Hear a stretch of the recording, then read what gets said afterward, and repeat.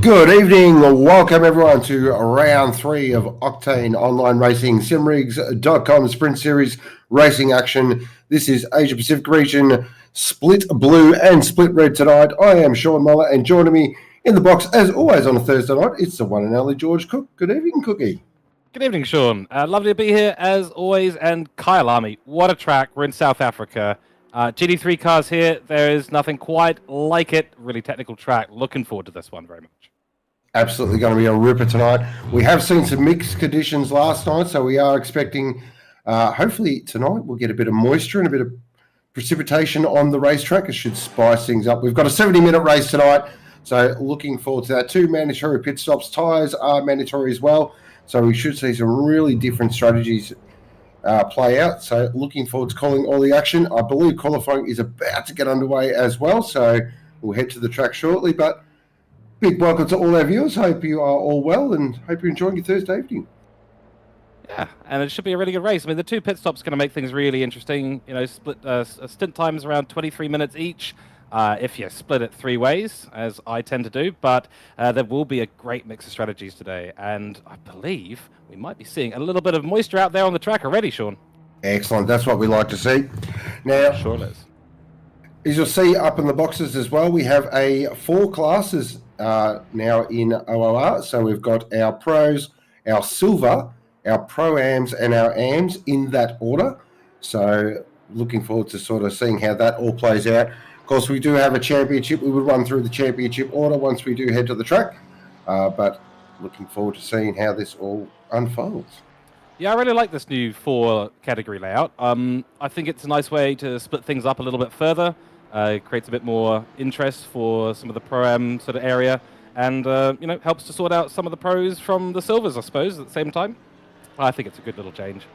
Yeah, I'm a fan, actually. I got put in the silver class. I was like, oh, geez. Oh, okay. Bit of a promotion. All right. Yeah, you got to take that. You got to take that. I got a surprise, too. I got put in the silver class, too. I was very surprised, since this is my 2nd season. But I'll take that as well. Now I've got to just step it up a little bit, that's all.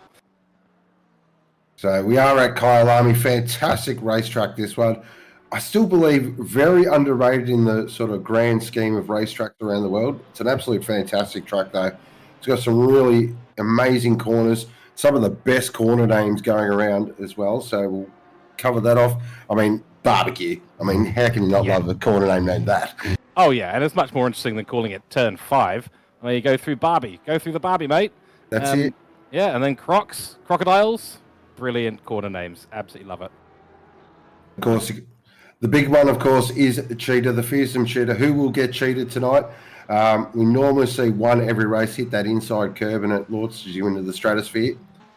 Yeah, it's, you know, whatever car you're in, space program. So you're going to be in the Lamborghini space program today, the McLaren space program.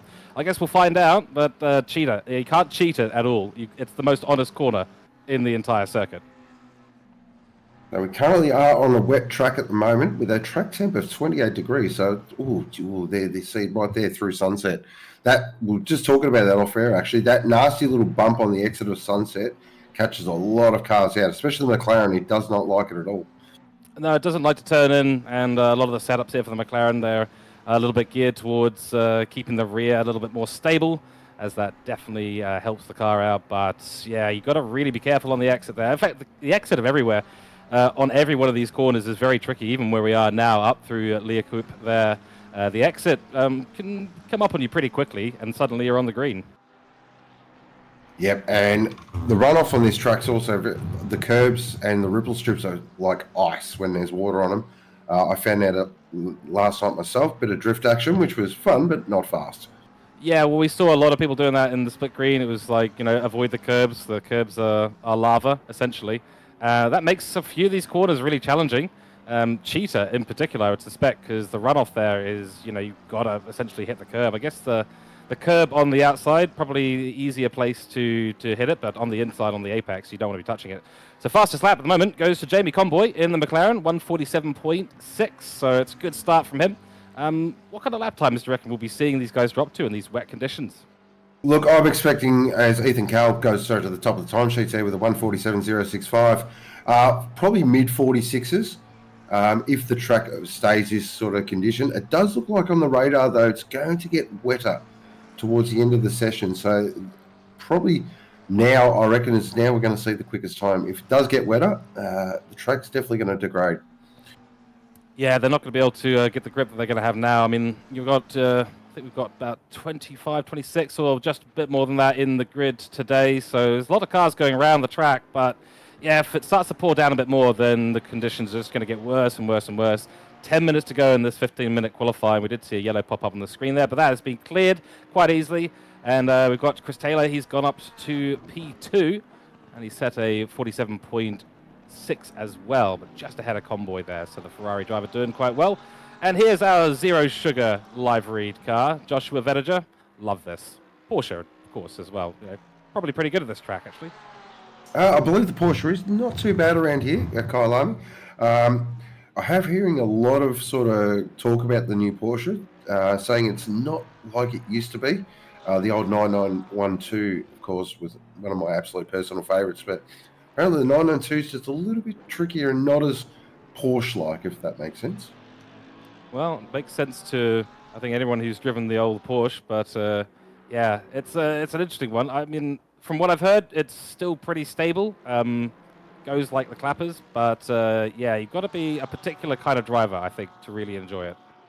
As Joshua Vedager actually pops in a beautiful lap there and goes up in the second position, so really nice lap. Of course, the son of Ashley Vedager. I got a message. I was calling him brothers on the last stream and popped into the chat.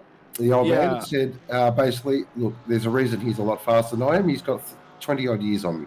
Yeah, I think I got the same message as you, and I think it might be my fault for calling them brothers initially, and then I think that started to stick. So it's probably my fault, to be fair. So apologies to the family, the Vedager family. We'll get that right from now on. 32-year difference between them, so noted for future reference. And yeah, this track doesn't look like it's getting any drier in particular. The conditions still staying pretty damp out there, so I don't know how far they're going to improve from this point. I think that'd be a real challenge to see anyone drop into the 46 at this point. We're close, but it's going to have to be a mighty lap. Yeah, I would agree there. Vedager looks like he just gained a little bit of time there, but speaking of the old man, there he is. Yes, waiting in the pits. So, well, these got he's on a lap at the moment. Thistlewaite at the moment in the silver class. Currently third in our silver class championship, and he's pulled out of that lap. So I'll quickly run through the championship order. So it is, oh no, we've got Wood here at the moment. We'll just keep on board with this because that's a good lap up in the top 12. Nice lap from our Pro-Am.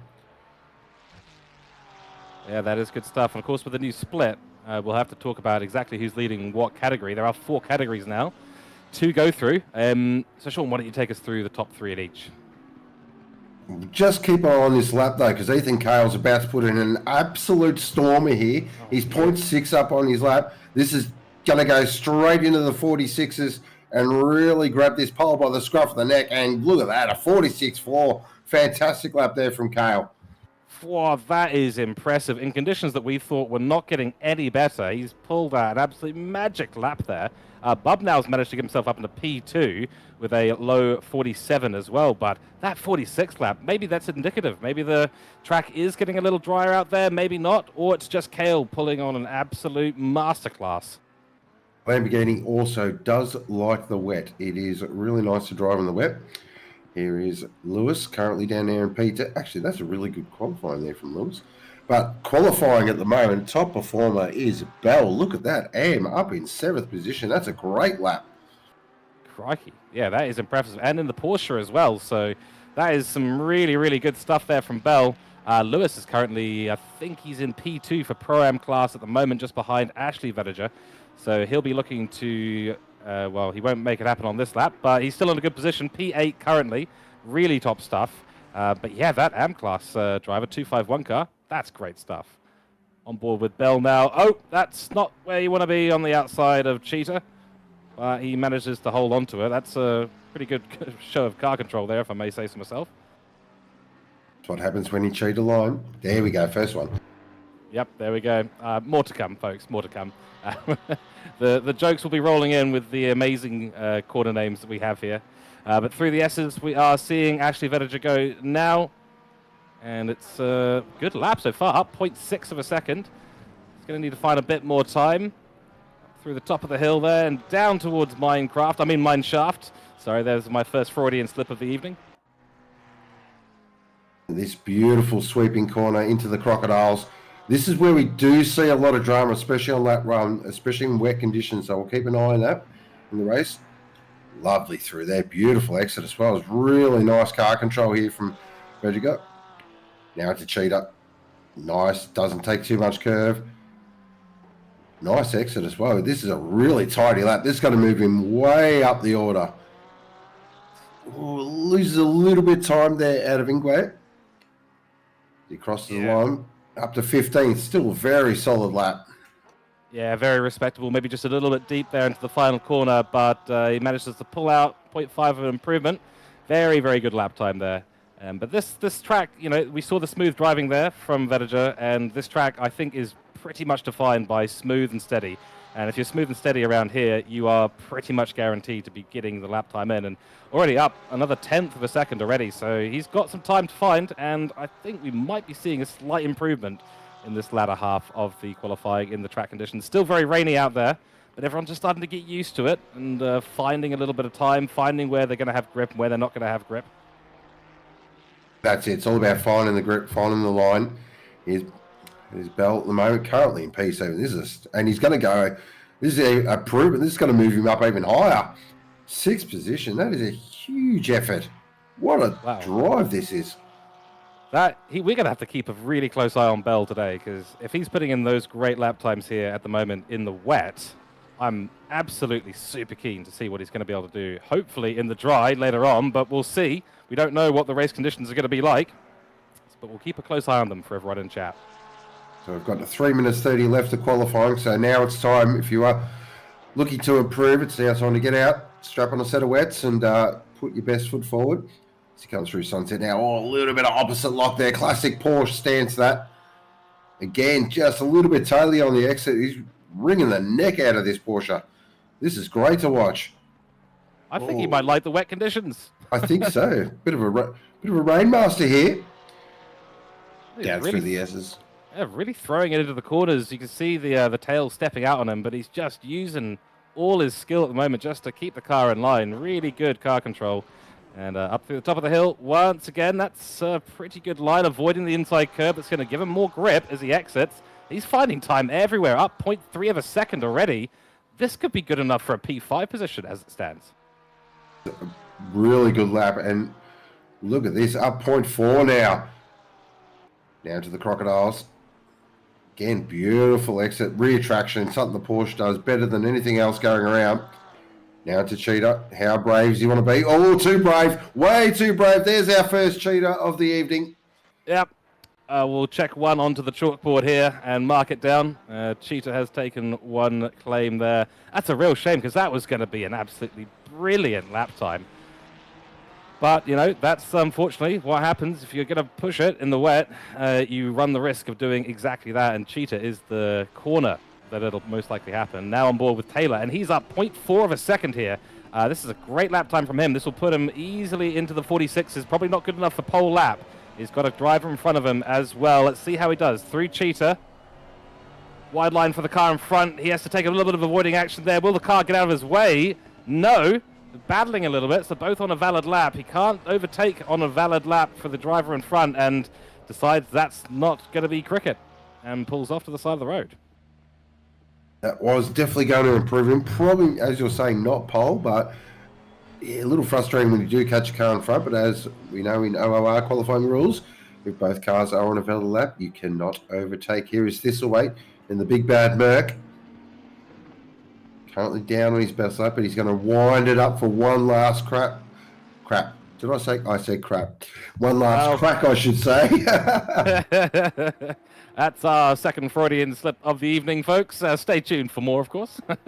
I do love that blue on the Mercedes. It looks really striking, great livery, and this is another personal favorite as well. Really nice, bright colors.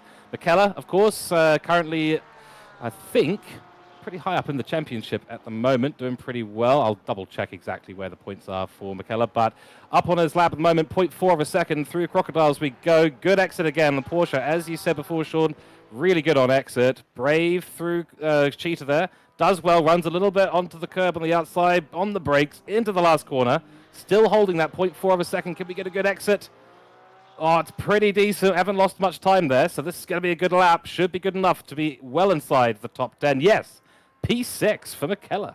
It's a fantastic lap from McKellar. Really good lap. That is what you want. Currently second in our silver class championship. So putting together a really strong season. Still not used to seeing him in a Porsche. So used to seeing McKellar in the Lamborghini. Just takes a little bit of adjustment. Of course, drove the famous Transformers Lamborghini, I believe, last season. One of the personal favourites. That would have been fantastic to see. So qualifying is technically over. So all of those you see on the laps now is their final lap on board with Joshua Veninger, the 9990 Sugar Coca-Cola Live Read Porsche, which I absolutely love. He's on a flyer at the moment. 0.5 of a second up, finding time, a heap of time at the top of the hill there. Braking zone, I don't know, but doesn't seem to be a lot of extra rain coming at the end of this qualifying, so the conditions have continued to maybe slightly dry up. He's going for it. He's a 0.6 of a second up. Let's see what he can do through Crocodiles. On board Venger now. In the Crocodiles, doesn't take the inside curve. Really trying to maximise that rear traction. Uses all the exit as well. Now up towards Cheetah. Flicks it in, one turn of the steering wheel. A little bit of opposite lock there. Again, just fighting the Porsche, trying to find time every race. 0.7 up. This is turning into an absolute storming lap. This could go close to pole. This is a really good lap here. What can he do, Veninger? Is he going to go straight to the top of the timesheets? He does! Great lap. That is clutch at its absolute best. What a lap from Joshua Veninger. Oh, and in the rain as well, 25 hundredths of a second from Kale, and Kale has already done his last lap, so wow, he was so brave through Cheetah. That was impressive driving from the young man. Absolutely brilliant stuff, and looking down the grid here, we've got in 25th place, it is Hayden Marsh. He's up on his lap as well. It's 0.3 of a second. Let's see how he does in the last corner. Takes a nice line through there, quite a wide line. He found a little bit of time, but lost it, but no, he's gained time on exit. Great exit, 0.4 of a second up. Let's see where he ends up. That's good enough for P22. Great qualifying. Fantastic qualifying. All the drivers really showing their skill there. But fantastic lap from Veninger. That's one of the best I've ever called here in OOR. That was a brilliant lap. I'm absolutely speechless by that lap. Top stuff. And probably not in the car that we would expect to be able to get a pole lap against a Lamborghini. And Kale not able to find any time as well. Unfortunately, he was sitting in the pits as Veninger came across the line. So it is what it is. I'm still wondering if maybe the track conditions were just drying up just ever so slightly at the end. Everyone seemed to be finding time. So we'll see. But the track conditions here look rather damp. Definitely does not look dry, that's for sure. As we'll run through our championship to talk about. So our top three in pro class is Jamie Conboy, Scotty Blair, and Ethan Cale. Joshua Veninger there in fourth position at the moment. So with that pole position, we'll just add in a little extra point for him. In our silver category, it is McLaws from McKellar and Thistlewaite, with Leah Bell there currently in fourth position. In our pro-ams, it is Ashley Veninger? Ashley Veninger, Steve Lewis, and Simon Scanlon. And in our AM category, it is Lorenz from Bowen, and Sebi, I believe, is in third position. So really great to see all four classes. Everyone can have a real crack at. Everyone has a real shot at winning a championship. Is what we'd like to see. Is we've got our weather conditions up there at the moment, and that is spicy. Oh, it's spicy. Yeah, 30 minutes out. We've got rain forecast. The track is actually considered wet at the moment. I think it'll get pretty dry in the next 10, 15 minutes. So we may be looking at dry conditions towards the end. Just running through your top 10 on the grid. It is Joshua Veninger. P2 goes to Ethan Cale. Then Sean Bubnow. Great qualifying from him. Cameron Thistlewaite in P4. P5 is Christopher Taylor. P6, Scott Blair. P7, Jake McKellar. P8, Jamie Conboy. Shame to see him down there, but we'll see him fight back, I'm sure. Mitchell Bendik. I'm going to mispronounce the names here. Bendik in P9, and P10, Neil Wood. We do look down the rest of the grid, but that is your top 10 tonight. Great liveries, as always, here in the lovely, lovely Split Blue. I have to admit, great range, as always. Fantastic. A really good mixture of different liveries here. It's one of the reasons I do like Split Blue. strategy here is going to be very interesting. It's going to be sort of how quick does the track dry out? Do you take dries to start the race? Do you take wets? When do you come in? When does the rain come for the second stint? This is going to mix the field up quite a lot, I see. And the rain coming in 30 minutes is, we're hearing from race control, proper heavy stuff. Oh, okay. Well, that is going to be very interesting in 30 minutes. And 30 minutes is just about 5 or 10 minutes past what a usual pit stop length would be. So we may see some start on the wets and try and extend out 30 minutes and then just sort of pit stop at that point. We may see some go wet and just pit 25 minutes in, knowing that there's going to be some rain on the way. I get the feeling, short, that there's going to be a period of maybe 5 to 10 minutes where it's going to be a lot drier than a wet tire can handle. I think so. I would agree with that. These are the sort of conditions, though, where you can either be an absolute hero or be a bit of a nothing. That's very true, yeah.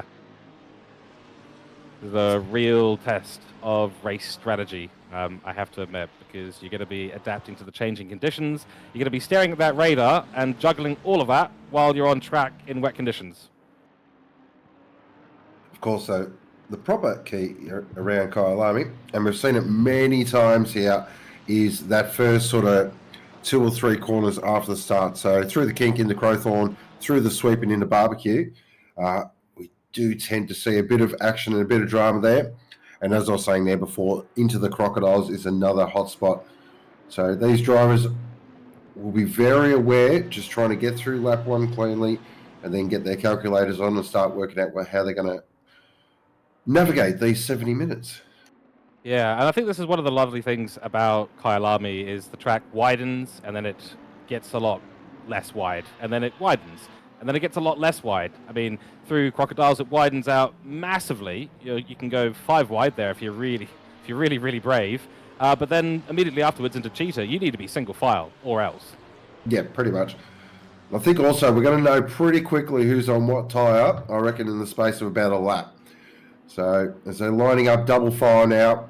So this is round 3, split blue of the Simrigs.com Sprint Series. Of course, big thank you to our sponsors, Simrigs.com, for all your sim racing needs. Go see the fantastic people at Simrigs.com. And if you are one of our fantastic OLR Patreons, you will receive a 5% in-store discount. So round 3, now it's time to start really putting your stamp on a championship. And for the first time, Cookie, it's all yours. Well, thank you very much. And yeah, we're looking forward to seeing the race strategies evolve through the last corner. They will go on their formation laps for 70 minutes here. 2 mandatory pit stops. The race time is 3 p.m. for the Simrigs Sprint Series. We're looking to go green very, very soon. It's all under race control right now. The race procedure has begun. Let's see us go green here at Kyalami in the beautiful South Africa.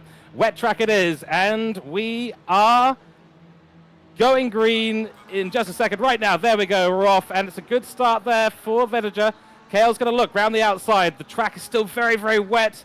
Bub now as well, looking to go on the inside there of Sisselwaite. Sisselwaite was looking a little bit keen for the outside line.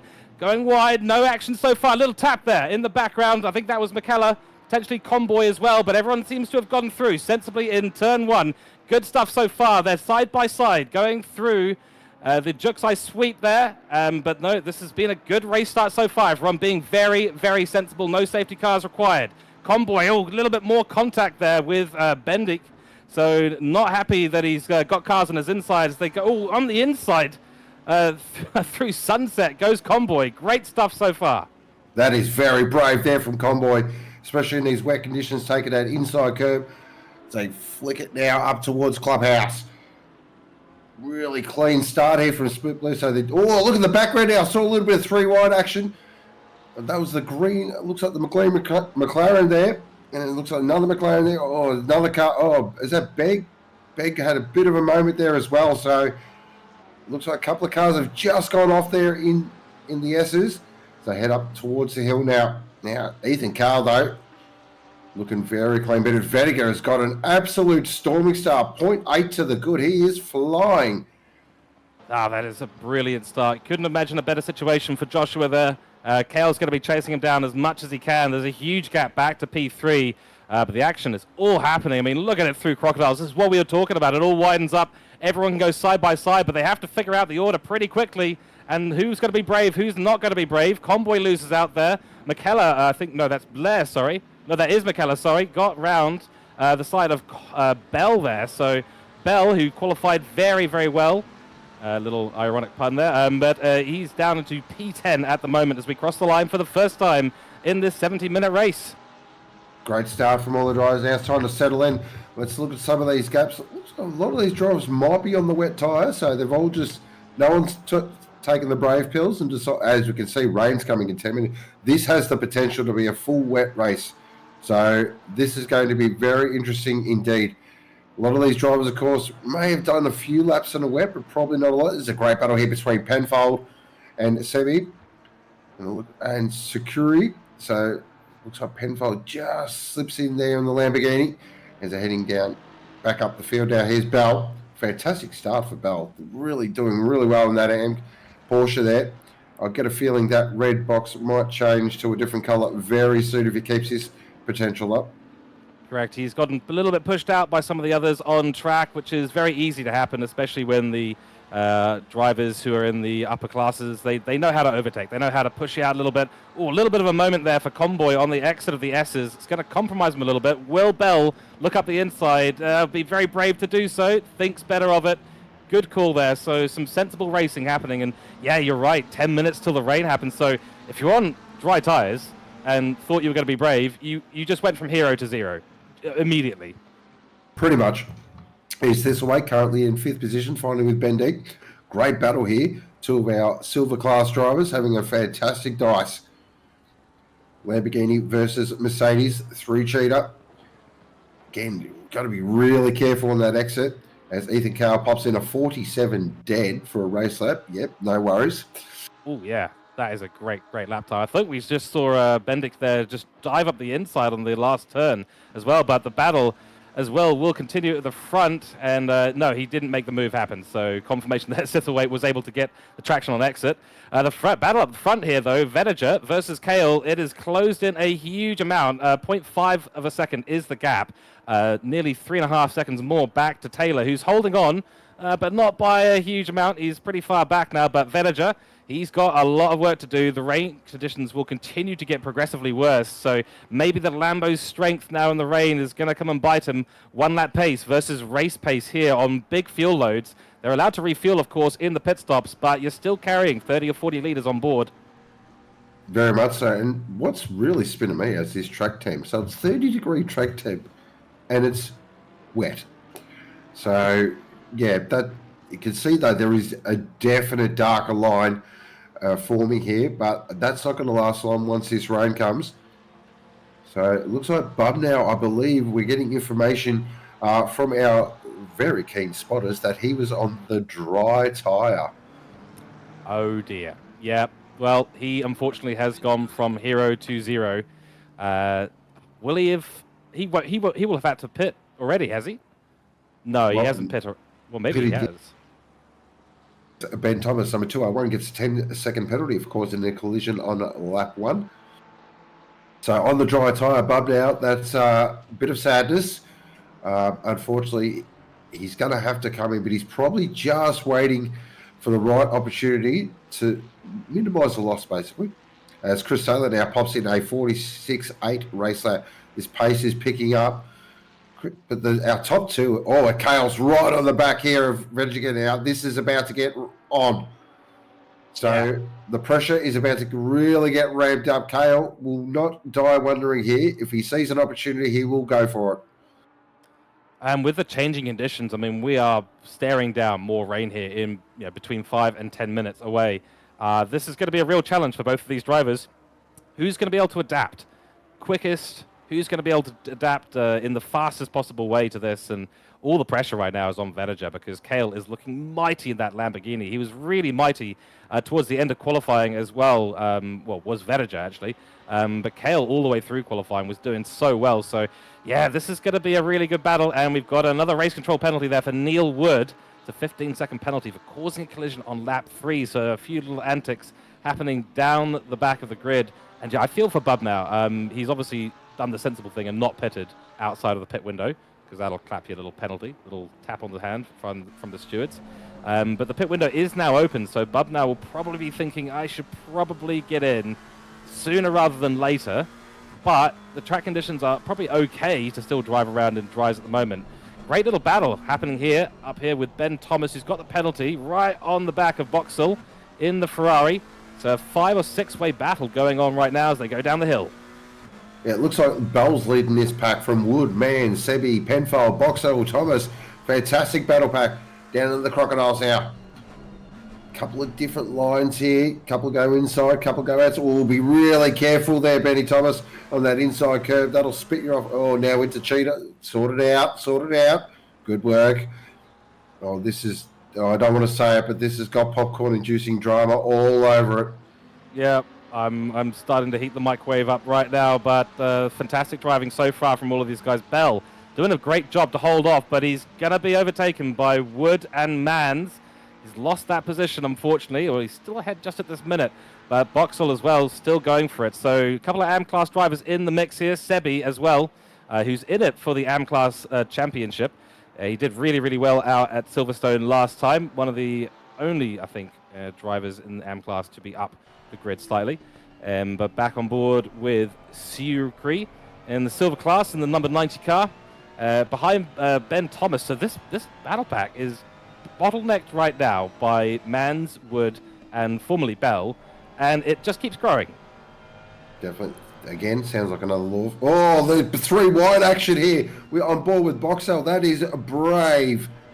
And looks like they're going to sort it out. Oh, Boxall runs a little wide. That's compromising him. He's going to have Thomas all over him like a cheap low suit. And Thomas straight up the inside. Decisive move in the S's. Great move. Bell. Oh, there's a bit of contact there. Oh, looks like Bell got elbowed out. So that'll be definitely looked at. Maybe just a little too much speed. Couldn't control the car there from Thomas. But, wow, Bell was the unlucky loser in that situation. Yeah, sure was. And he's done so well in qualifying to again get pushed out slightly here. But, Boxall there getting a 10-second penalty for out of position on lap 1. Oh, dear. That is a big slap on the wrist for being out of position. Not something you want to do. Very wide in the background. We saw someone just run, but the battle here between Ben Thomas and Boxall continues. So Ben Thomas in the... Oh, then the car spun round. Oh, that is not a place where you want to spin. That was very close to... But lucky nothing was caused as Bell is coming into the pit lane, I do see. So that could be for damage or it could be for tyres. Be interesting to find out that one. I wonder if it's tyres. Could be tyres. Sure, he was falling back in the pack all the way through there, and he just didn't look like he had the grip to sort of maintain the position. Maybe it is. Well, we'll have to double check on that. But yeah, in the background, luckily that person, whoever it was, spun at Cheetah. They did rejoin in a fairly safe manner, so I don't think there was any subsequent incident. On board at the moment with Cafaro in the Pro class. It's a 69 car, great number. As Steve Lewis in the 959 car does get a 10-second penalty for also being out of position on lap 1. What's happening, Split Blue? You guys not got the starting order quite right. Trying to cheat a couple of positions, maybe. Bit of sneaky. Now, that was just that shot we saw just a little bit before, watching 2 very different lines here from Vediga and Kale. So Kale just seems to be using a little bit more of the track, but look at Kale, though. He's just all over him. He's not giving him any room to breathe down this flight. Oh, he goes really deep. Has to run it a little bit more deeper into the corner just to avoid that back end of that Porsche. But he's still putting on a fantastic show at the moment. Really is going to come down to who blinks first when it comes to the pit stops at the moment, because looking at those track conditions, it is only going to deteriorate as Kale goes straight up the inside at turn 1. As he gets that done, he runs a little deep. Vinegar goes, I don't think so, sir, and takes back the position. But Kale has shown his intent. He wants the lead of this race as quickly as possible. And that is probably the best place to do an overtake. Such a wide line.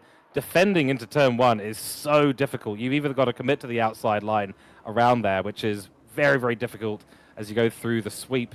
But yeah, Kale just went very deep there. And whoa, he's gone pretty deep on the exit there on the sunset, but holds it together. He's really pushing now. Really, really pushing. The track condition has changed to damp. I think this might be going towards Vettager's favour at the moment. Kale was obviously doing very, very well in the full wet track conditions, but the rain is literally minutes away now.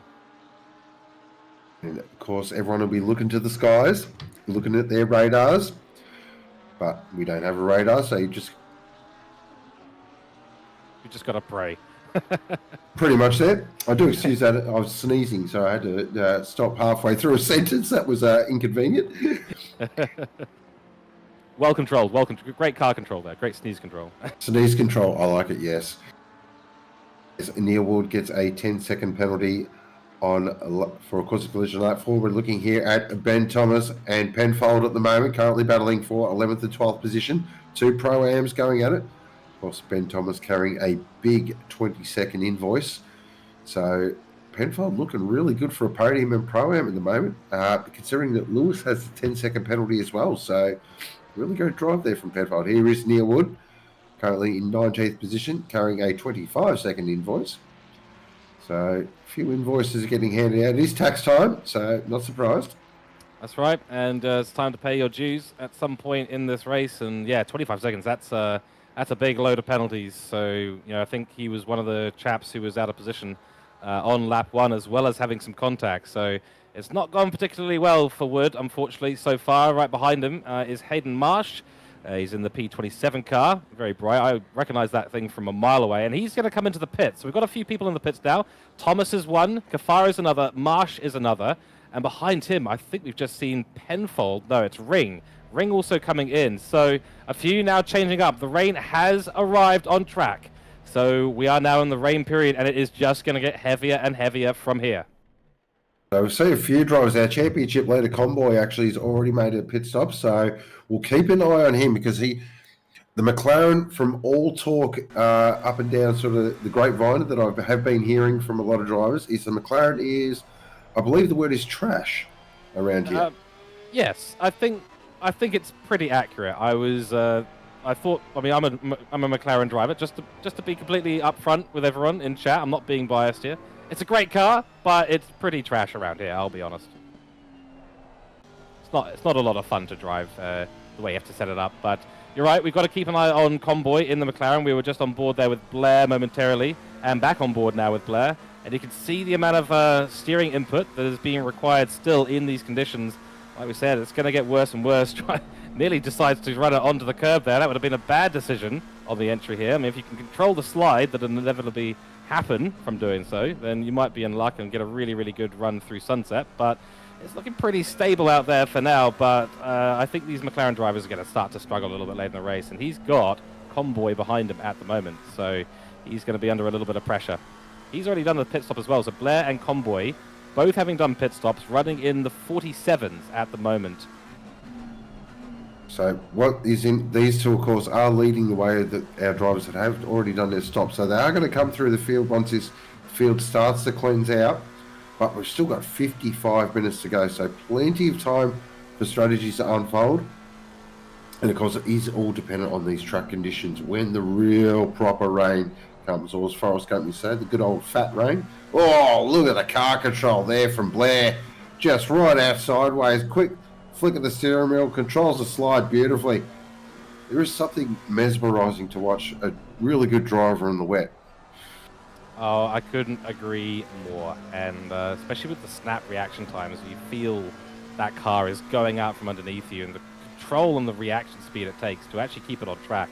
And in wet conditions, if you're going to put full counter steer on it, you can expect that car to do a 360 in the opposite direction that you were intending. So really impressive from every driver on the grid so far, I think. It's been, it was a clean start. Had a few incidents since then, but you can probably expect that to happen in the wet conditions, sadly. And just to bring everyone up to speed as well, Blair and Conboy are fighting it out currently for the lead of the pro class. They are doing very well indeed. We're getting out just a couple of things. I'm just looking at this order here. So quite a few drivers is just starting to come in now. So that'll be that sort of around that 20-minute mark, a bit earlier for some of these other drivers. So really interesting to see a short first thing. Get yourself out of traffic, get some nice clean air and a nice, more so, visibility as well. And just see if you can make up some time, try a bit of an undercut. Here is Cameron. Guys, this chap here, Mr. Thistlethwaite, he was on dries for that first stint, and he's just been into box, and he did a pretty remarkable job to maintain around about position 7 whilst on the dries, while everyone around him was on wets. Wow, that is a big, bold move there from Thistlethwaite. That is driver of the day material right there to be in those conditions on a slick tyre in a big bad Merc with a big stonking V8. Yeah, hats off. I couldn't definitely do that. Oh, I could not even imagine even attempting that. That's super impressive from Thistlethwaite. Wow, and to maintain such a high position in the grid as well. Obviously now having done the pit stop, we'll have switched onto those wet tyres. But, I mean, the track didn't even... It only just blipped into damp for about a minute and a half. So taking dries, I mean, we saw the effect it had on Bubnow. Bubnow had no grip anywhere. So for Thistlethwaite to control it like he did, that is incredibly impressive stuff. So you're right, driver of the day material for sure. Oh, there we go. Vediger's blinked. So our leader is in the pit lane, and a really tricky entry into that pit lane as well. Basically, if you haven't hit that wall on pit entry, you're not doing ACC right. Yeah, that's right, yeah. I think it's a badge of honor at this point, hitting the pit wall for Kyalami. That releases Kale now. Now, Kale, this is, I feel, the really interesting part of this race is Kale needs to drop the hammer. Bit of lap traffic gets out of the way, so that's not going to impede him at all. So does he come in the next lap? How long does Kale run? Is going to be the real interesting watch here. Chris Taylor, of course, still running in second position now. So it's got quite a few drivers still yet to make. Quite a few now are coming to the pit lane. So Vediger, Bendig, Lewis, Mans, Penfold are all making their first mandatory stop. Yeah, it's probably about that time where 19 minutes in, if you divide the entire race time by 3, it's about 23-minute stints or thereabouts. So we're getting close to that. I suspect with the little bit of dry or the slightly damp conditions, which we blipped into briefly, maybe some of those drivers have slightly overheated the wet tyre. Maybe some of them were on the dries. I don't think so, just based on what we've seen. Although we did get a bit of a surprise there with Thistlethwaite, who did an entire stint essentially on the dry tyre. Very impressive stuff. It may also be a fuel concern, trying to take a lighter fuel load at the start of the race, just make the car a little bit more agile. That was very close to running wide there. They'll be lifting down the mine shaft as they come through Crocs. So Crocs for Kale, well navigated for the most part, a little bit wide on the apex, but sensibly so, because these conditions are getting wetter and wetter out there.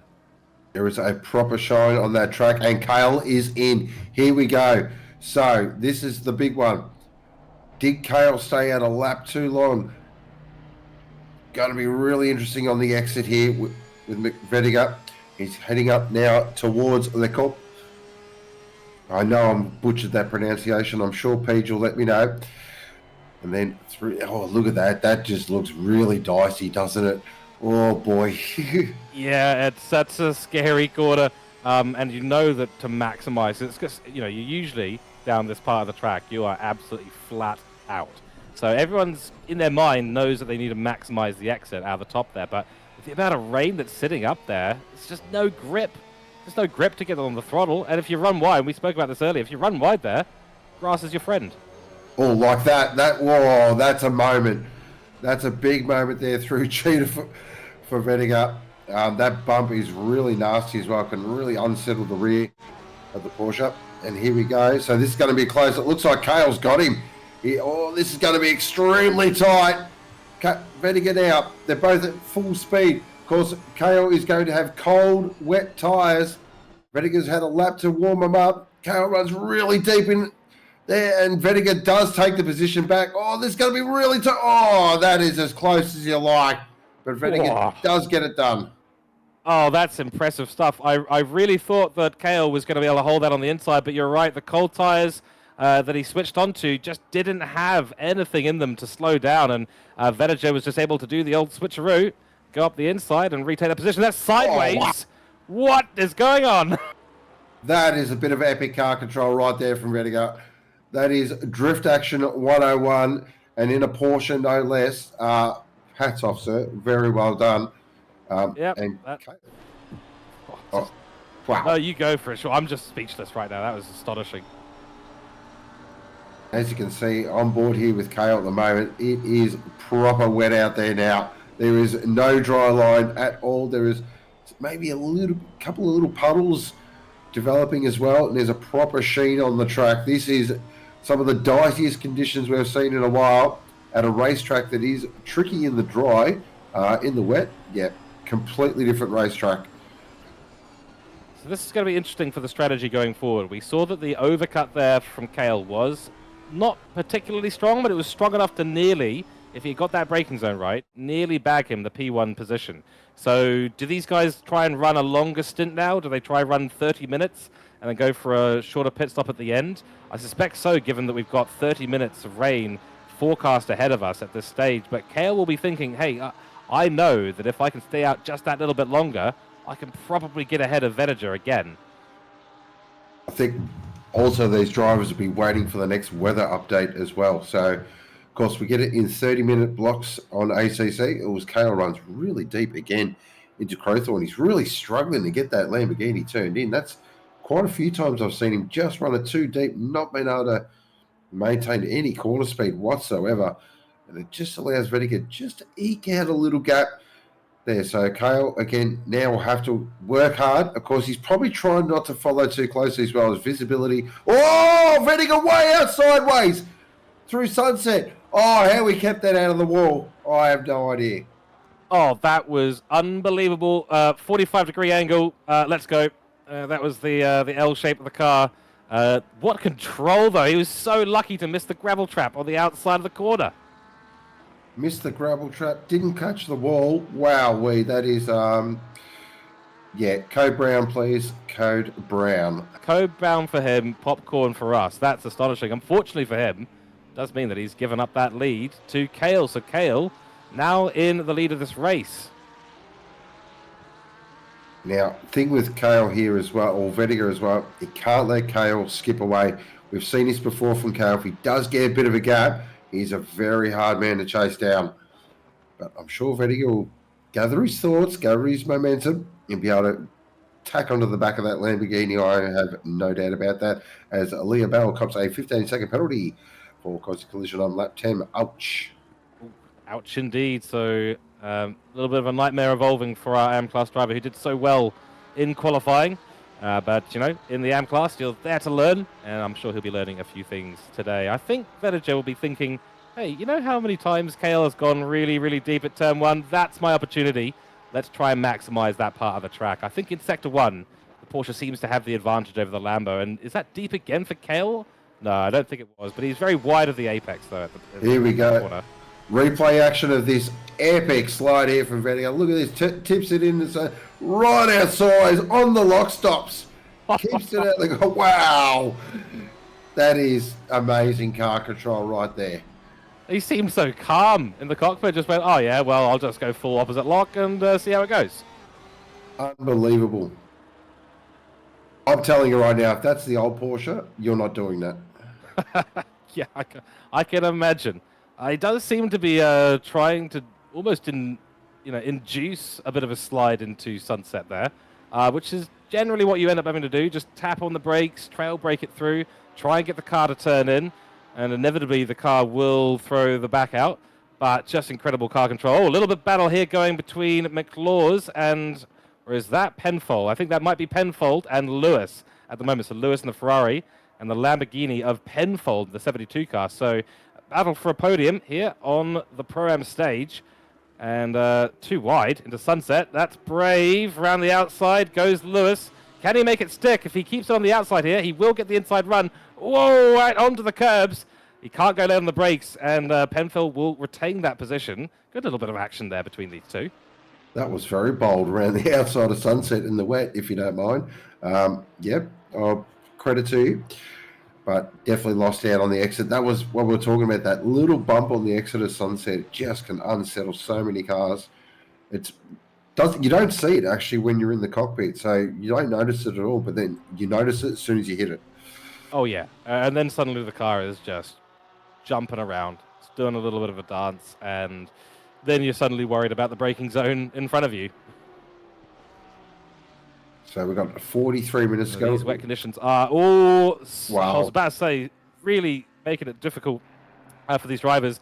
And that is a good example of it, because down the mine shaft, which is the big long hill that you go down after the turn 10 Lucop, it's usually flat down there. But not in these conditions. You're going to have to find a place to lift. Look at this onboard we've got here. You've got rain coming in on the dashboard. You've got the spray of the car in front of you.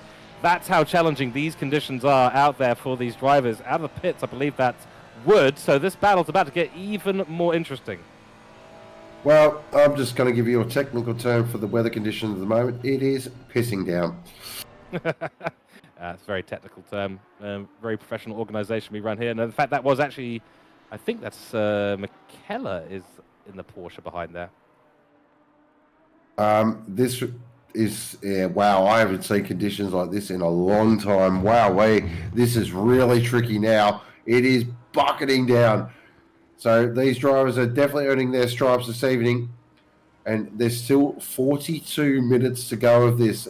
This is going to be one of those really high concentration, mentally draining races.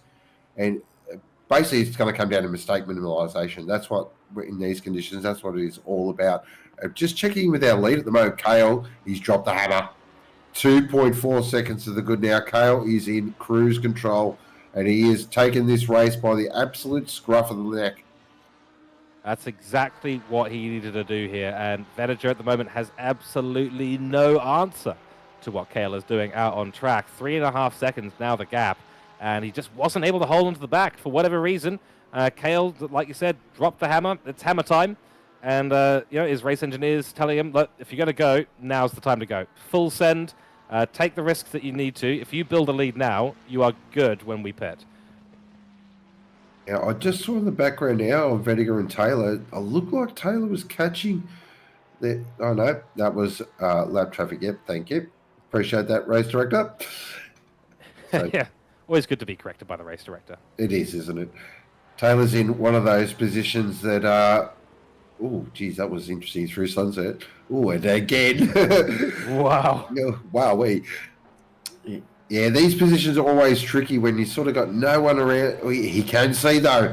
He just can see Vediger in his gun sight. So he's going to, that's just going to be that little bit of extra motivation just to take a couple little bit more. Oh, look at the car control through the S's there. Left, right on the steering wheel, fighting this Ferrari with every inch of his life. This is great stuff to watch. Oh, fighting is the right word. These guys, after 70 minutes in these conditions, it's going to be like going through a round with Muhammad Ali. It really is. I've said this before. For every lap you do in the dry, it's like whoa, that's a little wide there. Mineshaft for Taylor does well to hold it and bring it back under control. So that was nearly a little bit of a knockdown, but he got back up before the count of 10 to continue our run of puns there. Through Cheetah, he's run a little wide there too. Look how challenging these conditions are. But I was saying, for every lap you do in the dry, in the wet, especially at a track like this, it feels like 2 or maybe 3 laps. So mentally, the fatigue has already kicked in. It feels like, for the drivers, you've probably already done 70 minutes out on track, and we're still not even at half race distance. That's right, and this rain is going to continue. Well, I'm calling it now. This is a full wet race. And the rain is just not easing up at the moment as we're on board here with Hayden Marsh, currently in 5th position, chasing Bell up ahead. And visibility is next to 0 as Bell runs it extremely. Oh, that's an interesting line. I like that line. Whoa, that exit, though, was interesting. Right out sideways. Yeah, great line in, not a great line out. You don't want to be doing that. And he's still staring down the barrel of a 15-second penalty.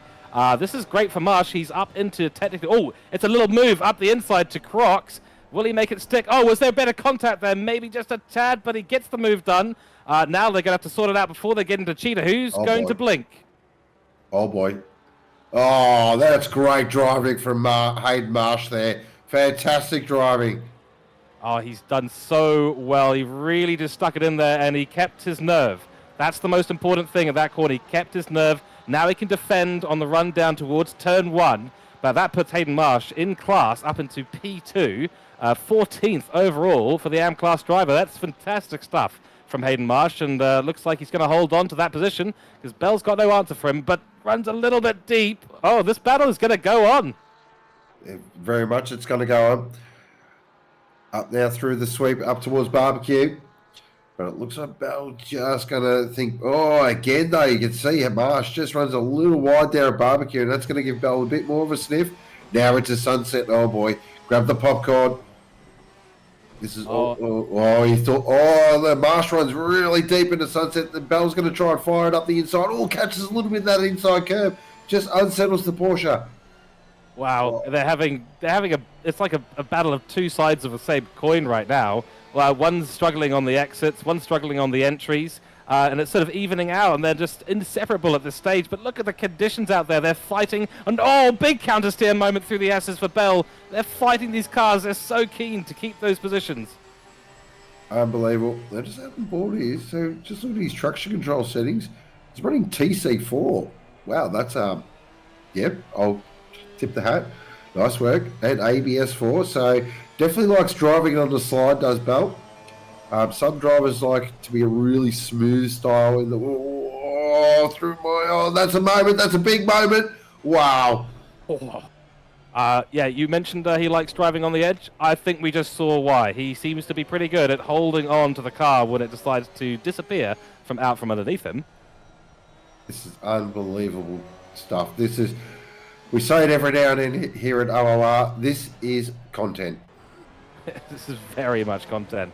And in the most challenging conditions as well. I mean, this is what the drivers are seeing. We've been on these fantastic onboard shots here. So thank you, Race Director, for keeping us plugged into these battles on board with these cars, because it is just showing everyone at the moment in the grandstand how challenging these conditions are.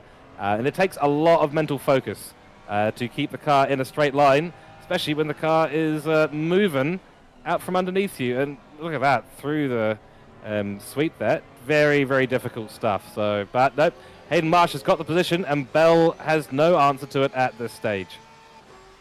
Also, the other thing in these conditions as well is puddles. They just seem to appear out of nowhere, as on board in second position with Vediger at the moment. And look at that lead. It's out to 6.8 seconds. Kale is gone. Yeah, that's hammer time. That's full send. So, yeah, Vediger just does not have an answer to it. Taylor's still 4 seconds-ish behind Vediger at the moment, so there's not a lot of action happening up in the top 3 at the minute. Comboy here still fighting to get back up into the positions. He's actually done his second pit stop, so he'll be running to the end of this race, as far as I can tell. Running a P16 at the moment. Blair ahead of him has done the same thing. Oh, big contact there. Big contact. Blair and Bell, they've just had a moment. Big moment. Huge moment. And the McLaren does not like damage at all, so that's definitely going to compromise his car speed for sure. It was brilliant bold strategy here from Blair. He come in, done his compulsory second stop, got it out of the way. What's interesting is 35 minutes in these conditions on a set of wet tyres. Yes, I like it. I like something a bit different, but it's going to be really interesting to see if he can just hold on to it. As he's coming up to the back. Is that Ashley Vediger? It is Ashley Vediger there at the moment. So Blair is flying at the moment. He's absolutely got that McLaren right hooked up. So we should see how many positions Blair can make once these drivers in front of him make their last stop. Absolutely. Yeah, it's Blair's on a masterclass for driver right now. I'm not sure, he might just get an invoice for running Bell wide at the top of the hill. But all of these drivers right now, none of these guys are blue flagged. This is a battle for position between P12 and P15 right now. I think we've got Sitherwaite, who's running a little bit further down the grid as well. But this is a battle right now between Blair, who's just gotten ahead of Ashley Vediger. And Vediger is now going to be under the challenge of Hayden Marsh, who defended very well through Crocs as well. A little bit of a action replay here as we see Bell. And that is... there's a huge bit of contact. Wow. Oh, wow. And that's Hayden Marsh being sent to space, spinning to space nonetheless. Wow. What on earth happened there between those drivers? Was that a bit of blue flag action there, maybe? Could have been blue flag, could have been a wide variety of things. We're going to keep on board with this replay because this will explain what happened between Blair and Bell here. As they're heading up now towards Leco. Now, Blair tries to go on the inside, goes really deep. Oh, that might be an invoice. I'm not too sure. I don't like to question the stewards, so I'll let them. Oh, and then Bell runs extremely wide the grass, which will be like ice. Yeah, well, Blair pushed him there, unfortunately. So a double tap to get past, sadly, deep into the corner.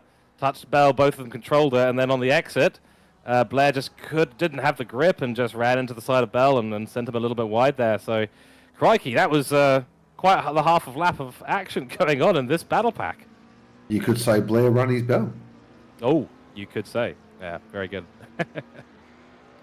But nonetheless, out of the pits there, I think into the pits, sorry, is Ashley Venager. So deciding he doesn't want anything to do with the rest of that battle pack. Time to get in, throw on a fresh set of wet tyres. The rain forecast at the moment, 30 minutes, still raining. So no change to these conditions at all. Blair is sliding the car around at the moment. I think you made a good point just before as well. Before we went to the replay about the puddles on the ground, they do appear in all sorts of different places, and suddenly you find yourself slightly aquaplaning, and you're not expecting it. But 32 minutes left in this race now, through towards sunset. Let's see the kind of line, the amount of grip that Blair's got. He's got that under control, which is looking a little bit squiggly on the exit, but pretty healthy for what the McLaren usually does through that corner. Yeah, look, you can just see on the exit, as Carfaro gets a stop-go 10 for causing a collision on lap 1. Ooh, crikey. That is a big slap on the wrist. The big stick. Yep, that sure is. So the stewards have a range of penalties they can apply depending on the severity of what's gone on. So that must have been quite the incident. I don't actually recall exactly what happened with that, but looking back up the grid now, all of the drivers at the top 10 still have to do their pit stop. And this is going to get really interesting because we've got Blair and Convoy who have done their pit stops, and they are, well, driving in packs of cars right now, which is certainly not ideal for their pace. Blair's got a bit of fresh air in front of him, but Convoy does not. But these pit stops are going to come in and become pretty consequential, I suspect. So expect the order here to switch up. But Taylor doing very well. He's closed up the gap to Joshua Venager by a couple of seconds. As we've just got a confirmation from race control, failed to hold the brakes after a collision, killed a man. Yep. Oh dear. That'll do it. Yep. That'll do it. That's the stop and go. 100%. And for any aspiring drivers out there, or anyone, in fact, who is driving an ACC, there is one rule when you have a collision. Hold your brakes. 100%. Hold your brakes, wait for a clear spot on the track, and then enter the track as safely as possible. Here is Mitchell Bendick at the moment, currently in 5th position in that absolute abomination of a livery. You can just see the back end of that Lambo is just like squirreling. It wants to snap sideways on him so badly. It wants to kill him. It really does. And the livery probably wants to kill him as well. But, it's not the worst livery I think we've seen on the grid ever, but it's certainly up there for me. But at least it's easy for us to spot. I mean, we're not going to miss him on track, that's for sure.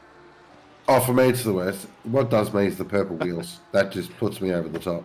Oh, you know what? I think I had a bit of a blind spot there. I didn't even see the wheels. Oh, they're atrocious. Yeah. That livery is designed to get on the nerves of people around you. 100%. Yeah. Maybe it's a strategy. There you go. Well, it could be. I mean, I've toyed with the idea of putting, some sort of funny face on the back of my car just to see how many people I can distract. We did have a car, I can't remember who ran it, who had the photo of Fernando Alonso doing that weird perspective thing with the forehead on the front of his car. And I thought that was absolutely brilliant. Yeah, look, there is definitely two schools of thought when it comes to liveries. There's the classic race car style livery, which I'm a fan of. And then you got people who just go straight up for the memes. Yeah. Yeah. I mean, I do love a good meme car from now and again. But for me, I think I'm in the same school of thought as you. I like the classic sort of race livery, looks really professional, really solid. That's one of the things that attracts me to the GT3 class racing is the liveries, really nice ones. And I mean in the real life versions as well. I mean, could you imagine a real Lamborghini running around the track with this in the GT World Challenge, I don't think they'd approve it. Yeah, look, I'm not feeling that. Oh, we're going to get ourselves a replay here. So this might... Now, normally when we get replays like this, it normally means one thing, sadness. So is that Vettiger up ahead getting way out of shape? And then that's coming back. Oh, dear. That is going to be... Oh, that's what caused the big accident. So it was a rejoin. Wow. Oh, dear, oh, dear. Oh, and that was Marsh as well. He got sent to the Yep. stratosphere with that. What's that new launch system they're doing with satellites? They spin around, they fling it up into the atmosphere. It's kind of what Hayden Marsh did just then. It looked like that. I'm sure who that was. That was the BMW that ran just a little bit wide and then just came back on the track. And yeah, that caused a huge pile up.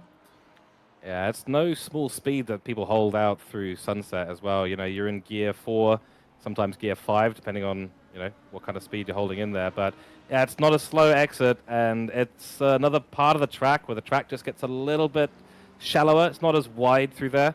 And yeah, with the rejoin that happened, causing contact, and then a subsequent bit of contact afterwards. Really unlucky for some of those drivers. But that's the importance. If you do run wide, you can't just rejoin. The first thought's got to be, is there a car around me? Because if there's a car around me, you are not rejoining. And oh, big race penalty here for Convoy. Huge. That's massive. So a lap 21 penalty for causing a collision. 15 seconds for Convoy. Wow, that is massive. That is huge penalty for Convoy. That will have championship implications right there. Wow, that is interesting. Definitely hoping to get a replay of that and sort of break that one down. But that is, yeah, that's going to change the complexion of this race a lot, because he was on the alternate strategy, coming in early for his second pit stop and just trying to run clean and trying to maybe jump a few spots. So that's going to put pay to that cause. As we're on board here with McLaws at the moment, who is chasing above now. This is down in 18th and 17th. It's actually a nice little battle. McLaws, as you can see absolutely nothing, driving by braille. Which is impressive on its own. I mean, and actually another thing to mention, these cars don't kick up the water as well as, say, a Formula 1 car. Ooh, excuse me, as well as a Formula 1 car does. So that spray, while it doesn't look that bad, they're not clearing a lot of this water away, and more of it keeps forming as well in the atmosphere. So, but I have to admit, I've just noticed something. 30 minutes away, we've got no rain. That is true, but we've got 25 minutes left in the race. A real shame, isn't it? It is. Heart bleeds. It does. But nonetheless, McLaws at the moment, he's actually in the lead of the Silver Championship, 143 points for him at the moment, and he's in a battle with McKellar for that spot. So McKellar, can't see him on the grid right now. I think he might be a little bit further down, maybe involved in an incident or two there. But McLaws, we saw him out at Silverstone, and he did an absolutely rapid drive out there, hovering in the top 5 the entire race. It was really, really good stuff to see. But at the moment, he's a little bit further down the grid. But he's on both his pit stops. So there's 3 AM-class drivers ahead of him in Bell, Ring, and Lorenz, who all need to do their pit stops, one of them with a 15-second penalty. And then you've got Convoy with a 15-second penalty. I think he might be a little bit out of range of that, Will McLaws. But, jeez, he can't see anything at the moment. What's interesting in this Silver Class Championship is Thistlethwaite. So Thistlewaite's got a nice gap over McLaws here at the moment. So he's going to get... Oh, here we go. This looks like the replay of what happened here to Convoy. So this is Convoy and Bell. So what is happening here? So this is up at their crop again. He's gone really deep. Oh, he's just tapped the rear. Oh, dear, the Porsche does not like that at all. So maybe anticipated Bell not to be there, but as soon as he tapped the rear of that Porsche, around she goes. Yeah, well, down the hill and in towards Crocs, that's one of the best overtaking zones in there. So Convoy was probably thinking ahead and going, if I can get a good switcheroo, a good run out. But Bell was taking his line, holding his line as he was supposed to do. That's just gone from bad to worse for Bell, hasn't it? He was running right at the top here. He's copped himself a penalty after a great qualifying. He's fallen back down the grid slightly, and twice to 2 separate drivers, Blair and Convoy, both McLarens, though we won't read into that, have spun him out at the top of the hill. Really unlucky. Extremely unlucky, but That's racing, as they say. You just got to get the head down, keep on trucking on. On board with Bob now at the moment. He's got the claws right behind him. This has been a really good fight between these two because they've both done their mandatory pit stops as well. So they're running to the end. A lot of these drivers are running very long on this middle stint or last stint for these drivers. Yeah, I think so. The last stint for some of these drivers is upwards of 35 to 40 minutes, which is a huge distance to do. I mean, you're on the wet, so the tyres aren't going to be degrading too badly in these conditions. The track's remained wet basically this entire race. So you should be fine on your tyres for that period of time. You know, one of the drawbacks to that is the tyres will get a little bit more worn. They sometimes can overheat. I mean, very wide there from McLaws. Everyone who's gone wide there has managed to really hold it together. I was expecting to see a few people sort of flip off into the distance. But no, everyone seems to have controlled it really well down Mineshaft. I think that's the thing with Mineshaft as well. It's how brave do you want to be, really? That's what it comes down to. Yeah, absolutely right. I mean, it's a very fun corner. I absolutely love that downhill section in the dry. In the wet, I can imagine really struggling to keep the foot in. You'll really want to, and you'll think, oh, I could just run it on the inside, run a bit of a wider line, then you suddenly won't have the grip, and you'll be out there where McLaws was. A little bit of blue flag traffic being passed, I think. What catches you out as well into Mineshaft is that bump just before you turn in. Now, in the dry, it's no problem. You just glide over it. Yep, turn it in flat. But in the wet, that bump, it's dicey. Very dicey. Yeah. And then, of course, you're immediately, as soon as you're through that corner, you're immediately into the braking zone for Crocs. So you've really not got a lot of time pointing straight at all. And then suddenly you're on the brakes and you're controlling the car from sliding out from underneath you and trying to hook up a good exit out of Crocs, which is always quite important to do so. So, yeah, very, very tricky part of the circuit, but it's so much fun. I mean, especially in the dry. But these guys in the wet conditions, there are drivers out there that absolutely relish conditions like this. I'm not one of them. I know that you quite like the mixed conditions. I do. Yeah, but I certainly, I'm not a super big fan of the wet conditions. It's probably a skill issue, though, I admit. I just like the challenge of it. And look, I like going sideways. So anytime that I can get the back end out and get a bit of drift action, just like that Lorenz does right there, always good fun. And of course, the thing with these GT3 cars is it's not their natural state. They very much like to be driven very smooth, very straight line approach. Definitely don't like being flung around and flung out sideways. And so when you can get an opportunity to do it, I relish it. I enjoy it. That's fair enough. I mean, in the McLaren, I'll admit, I was trying to fling the rear end out as much as I could, especially around corners like Sunset. The car just does not turn in. So you're right, but I think that's one of the unique challenges of Kyalami as well, is the car is just constantly going left or right. You're into a braking zone here and there. In the wet conditions, I mean, it does look like a lot of fun, but I don't envy the drivers today, I have to admit. It's been 50 minutes so far, very challenging conditions. Sisselwaite through on some blue flag traffic there. That was on Convoy. No, that was on Convoy, yes. Yeah. I think I've got a feeling there Convoy may have just backed out of the throttle there and let Thistleway through. Probably felt like that he didn't have the pace, so he just thought, you know what, live to fight another day, try and limit the damage in terms of his points championship and truck on to the next round. Of course, the next round we are heading off to Germany, to the Nürburgring, also affectionately known as NURBS. Unfortunately, it isn't the full Nordschleife ACC. Kudos, if you are listening. Thank you, please. We'll have that. Please. Thank you, please. Pretty please. Cherry on top. So looking forward to that. That is round 4. And of course, coming up after this race here in Split Blue, we have, yes, ladies and gentlemen, Split Red. And if the conditions are like this in Split Red, oh boy, content. Oh, I am so excited for that. It's going to be great.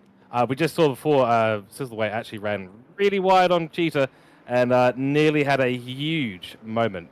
But I think hats off to Sisselwaite at the moment. Silver class driver in the Mercedes, big chunky Mercedes, and oh, wow, who's that? That's someone's gone and had a little bit of a moment there. I believe the correct term is a whoopsie. A whoopsie indeed, and not at a... Well, it's actually probably the right place to have a whoopsie if you're going to have one, because you're going to fly out away from the racing line, which is great. It was Sendal, so the 38 car, one of the only BMWs we've got on the grid, so having a moment. That's Hayden Marsh in the background as well, who's just had a moment as well. Oh dear. Okay, so the conditions out there, the fatigue, I think mentally is starting to kick in. Yeah, this is going to get very, very tricky towards the end of this race. 18 minutes to go. Sissaway, I was just saying about Sissaway. Really impressive drive so far. Currently running in P9. Has done both pit stops. There's still 5 drivers ahead that still need to do the pit stops. Sissaway has done a fantastic drive out, and I still cannot believe that the first stint was done on dry tires and wet conditions. That's unbelievable. Yeah, Incredible. Such a good drive. I mean, I think we'll probably briefly talk about driver of the day later on, but my vote is almost certainly going to Thistlewaite because that is just unbelievable. Oh, I've already posted my vote.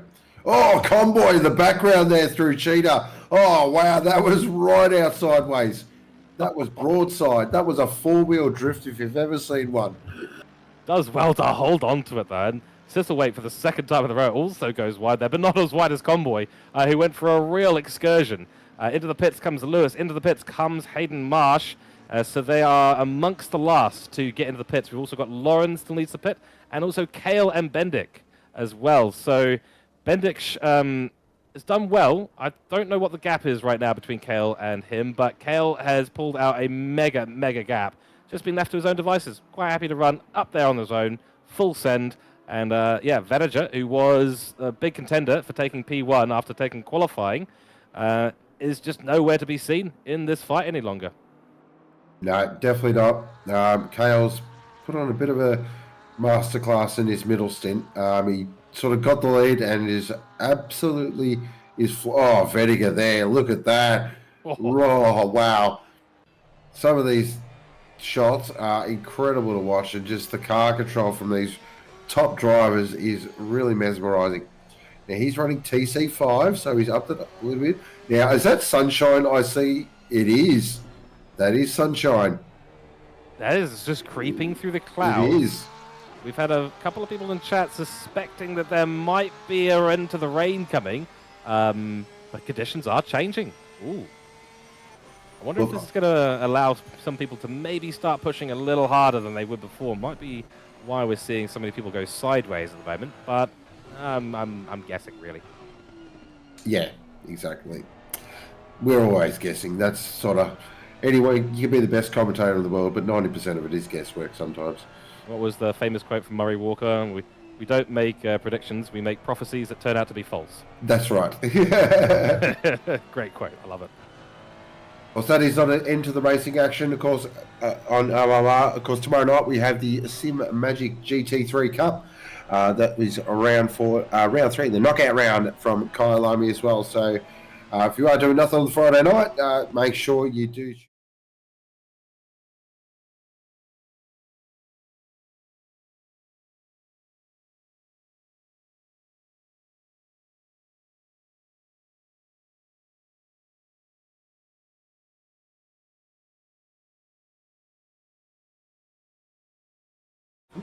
I am, yeah. I'm not doing too badly, I think. I'm definitely not one of the fastest drivers out there, that's for sure. As you said, the quality of drivers in the GT3 Cup is absolutely astonishing. The top of the grid looking absolutely crazy. But there's a couple of knockout classes at the moment, knockout A, knockout B. So both of those will be live tomorrow night. I'm in the earlier one. If you really want to see me do some antics here at Kyalami in the McLaren, should be fun. Please be dry. Please be dry. I'm going to start praying right now, Sean. So we have seen, wet conditions for 2 of our races so far. So Split Green last night was very mixed conditions. Of course, Split Blue tonight has been, well, it's living up till today. So colour of water is blue, and it is, well, it's technically clear, but let's not get into technicalities, but you know where I'm going with this. I do, but I also feel like you're telling me that there's a very high chance that my prayers will not be answered tomorrow. Yeah, pretty much. Based on probability, I'd go out and do some wet laps after this. Yeah, I think so, yeah. That'll be my tomorrow afternoon. On board here with Jacob McCullough. currently sitting there in P6. Actually, really nice drive from McCullough. Really haven't seen a lot of him, and that always is a great sign that you are having a very good race. And he's actually chasing Ben Deck here as well. So this battle for position is for top honours in silver class as well, is raging on. So this is not over yet, and Thistlethwaite probably too far behind, but we have seen Thistlethwaite drive a magnificent race so far, so I'm not writing anything out just yet, especially if these two start. Really, as Bender gets right out sideways there. That was a moment and a half through barbecue. Yeah, holds it together, but now it's sunset, so let's see. It's a nice shallow line there from the Lamborghini driver ahead. Yeah, pretty conservative for McKellar, I think. I think at this stage of the race, you're going, okay, there's 13 minutes on the clock. 13, I should say. You know, yes, I've got someone ahead. Yes, I could potentially make an overtake. We're in a really good position. I probably need to just take it as easy as possible. And, oh, big moment for someone there. That's another Porsche driver. I think a blue flag, bit of traffic there. Please rejoin safely in that area of the track. Should be nice and easy. I was going to say as well, McKellar being up here in P2 for silver class is very, very good for his championship contention. Shane McLaw's running down in P15 at the moment, is currently in the lead for silver class. So, yeah, this is going to make quite the leap for McKellar. I think maybe up into the lead of silver championship. So, just got to keep it together. Hold on to that P6 at the moment and maybe find a way past Bendick. And we did see a penalty there. Maybe you caught that, Sean. Sorry. I did. It looks like it was a 5-second penalty there for ignoring blue flags. Yep, another little slap on the wrist. Blue flags here, Sean. Tricky at the best of times, but there's plenty of room to still give way. Yeah, look, there are. It's probably one of the easier tracks when it comes to blue flags. You've got this big, long straight here. You've also got down into Mineshaft as well. It's a really good spot. A lot of the places on the track as well are quite wide. You can sort of open the steering a little bit and just run a bit of a wider line and allow the faster car to go up the inside. Definitely one of the easier tracks, I feel, for blue flags myself. Happy, of course, for chat to say otherwise, but that's just my personal opinion. Oh, yeah, well, it's just a matter of time until chat bites our head off in one way or another. But yeah, most likely. Yeah, pretty much. But no, I think you're absolutely spot on about that. I think when I was getting a little bit blue flag, I think it was just the nerves that were really. I was probably getting caught in the wrong places. You know, getting caught at the top of the hill, or when you've got a blind braking zone, you don't know if someone wants to go up the inside or the outside. And there's a couple of awkward places to be caught here, as with any track here at ACC. You know, if we had like a ring circuit or something like Daytona, but the NASCAR layout, it'd probably be pretty easy to deal with blue flags. But we don't. Got these lovely, complicated circuits that we love oh so much, and I'm going to say another prayer for Nürburgring Nordschleife. Please, please, Kunos. I would absolutely love to drive that place, even in the wet, even though I dislike that. Oh, yeah. Oh, Bendick again, right out sideways. Adelaide cop there, now down into Mineshaft. I don't know. I've got a feeling here McCullough's just biding his time. I reckon he feels like he might be able to get past. I'll tell you what, Ben Deek there through Mineshaft, he's incredibly brave. Like, he was carrying huge speed through there and holds on to it. I don't know how he does that. Now into, cheater again. That's blind. If you're behind a car, that is blind. You got no references at all. It all fades into a shimmering of showers from the rain that is being spat out the back of that car and coming down from the heavens. Just under 10 minutes ago in this race, I'd love to see an onboard of Bendy through the mine shaft and see what he's doing on the inputs, because you're right, that was unbelievably large amounts of speed to be holding through there in the wet like that, and I get the feeling he is holding that steering wheel with his entire body as he does so. It's the old, look, turn it in, say a little prayer to the motorsport gods, and we'll see what happens out the other side. That's right, yeah. And if you win, you win. And if you lose, you lose. So we've got 9 minutes remaining. Just a quick recap of our top 10. So it is Kale from Vettinger, Taylor, Blair, Bendick, McCullough, Thistlethwaite, Conboy, who is carrying a 15-second penalty, Penfold, and Appreciado. Yeah, Will Appreciado's just snuck his way up there in the top 10, so nice job there. And Lewis and Bub now just outside the 10 at the moment. That's right. And, of course, an honourable mention to our AM class drivers as well. We've got Sebi, who's actually somehow absolutely come out of the woodwork, or the waterworks, I should say, today, and picked himself up a P13. He's running first in AM class, so good stuff from Sebi. He's shown himself to be a very strong competitor in the here we AM go. class. On board Yeah, this is what we want. Yeah. Look at that. Oh, that is so good to watch. that is brilliant stuff. I mean, it's so brave. Top stuff there from Bendig. That is brilliant. And it's actually really helping him in this fight. Because if he can keep doing that for the next few laps, yeah, Michaela's going to have absolutely no answer to the second gap that he manages to pull out in the bottom of a mine shaft there. That's crazy. Oh, that was not the line, though. That was quite wide there from Bendig. Yeah. Oh, do we say that's brave? Probably. I'd go ambitious. We'll go with ambitious. Ambitious is the right word. Yeah, you know, it's a mix of brave and very risky. Yeah, ambitious is the right word for sure. We just had an interesting little tidbit of information come our way. JC is Comboy, and he's sitting in P8 right now with a 15-second penalty. He's about 22 or thereabouts seconds clear of P9, so even with that penalty, JC might have just held on to a P8 position. Of course, after letting Sisselwaite through earlier on in the lap, he will not get a P7 or anything higher than that, but it looks like he won't get any worse for him today.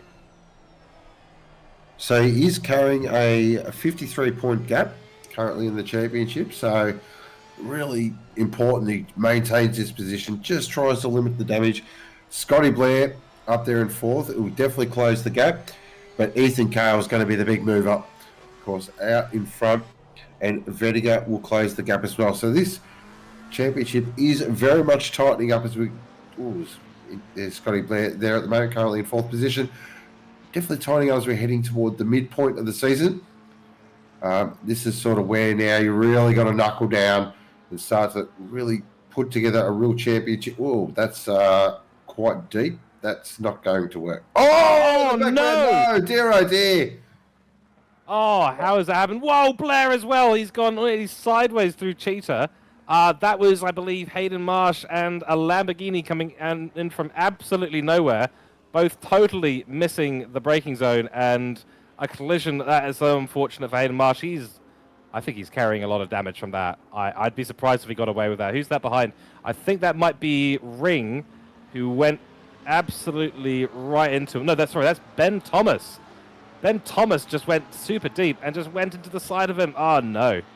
Yeah, so it looked like Marsh was coming back on the track and Thomas was coming into the braking zone and clearly got his braking marker all wrong. Yeah, that was a big collision, and yeah, that's going to have very much to damage GT3 cars. They will not be nice to drive for the next 5 minutes. At least it's only 5 minutes left for them to drive, but the battle continues here between Michaela and Bendig. Great stuff so far from these guys. That livery is just so striking.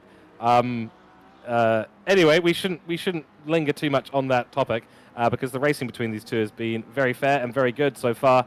But yeah, this is for the lead of the silver category. The rest of the pro guys are out, and 11 seconds the gap now. So Kale, who was following less than a second behind Vedager for the first half of this race, now finds himself 11 seconds clear of Joshua Vedager. So Vedager has just had no answer here today, and I think the broadcaster is just doing this to frustrate us and hurt our eyes right now. We're just having a nice helicam shot stuck right on the top of this car. Here we go. We're going to get a replay of what's happened here. So Marsh got tapped around. Then what is going on here? This is amateur hour stuff. What was that?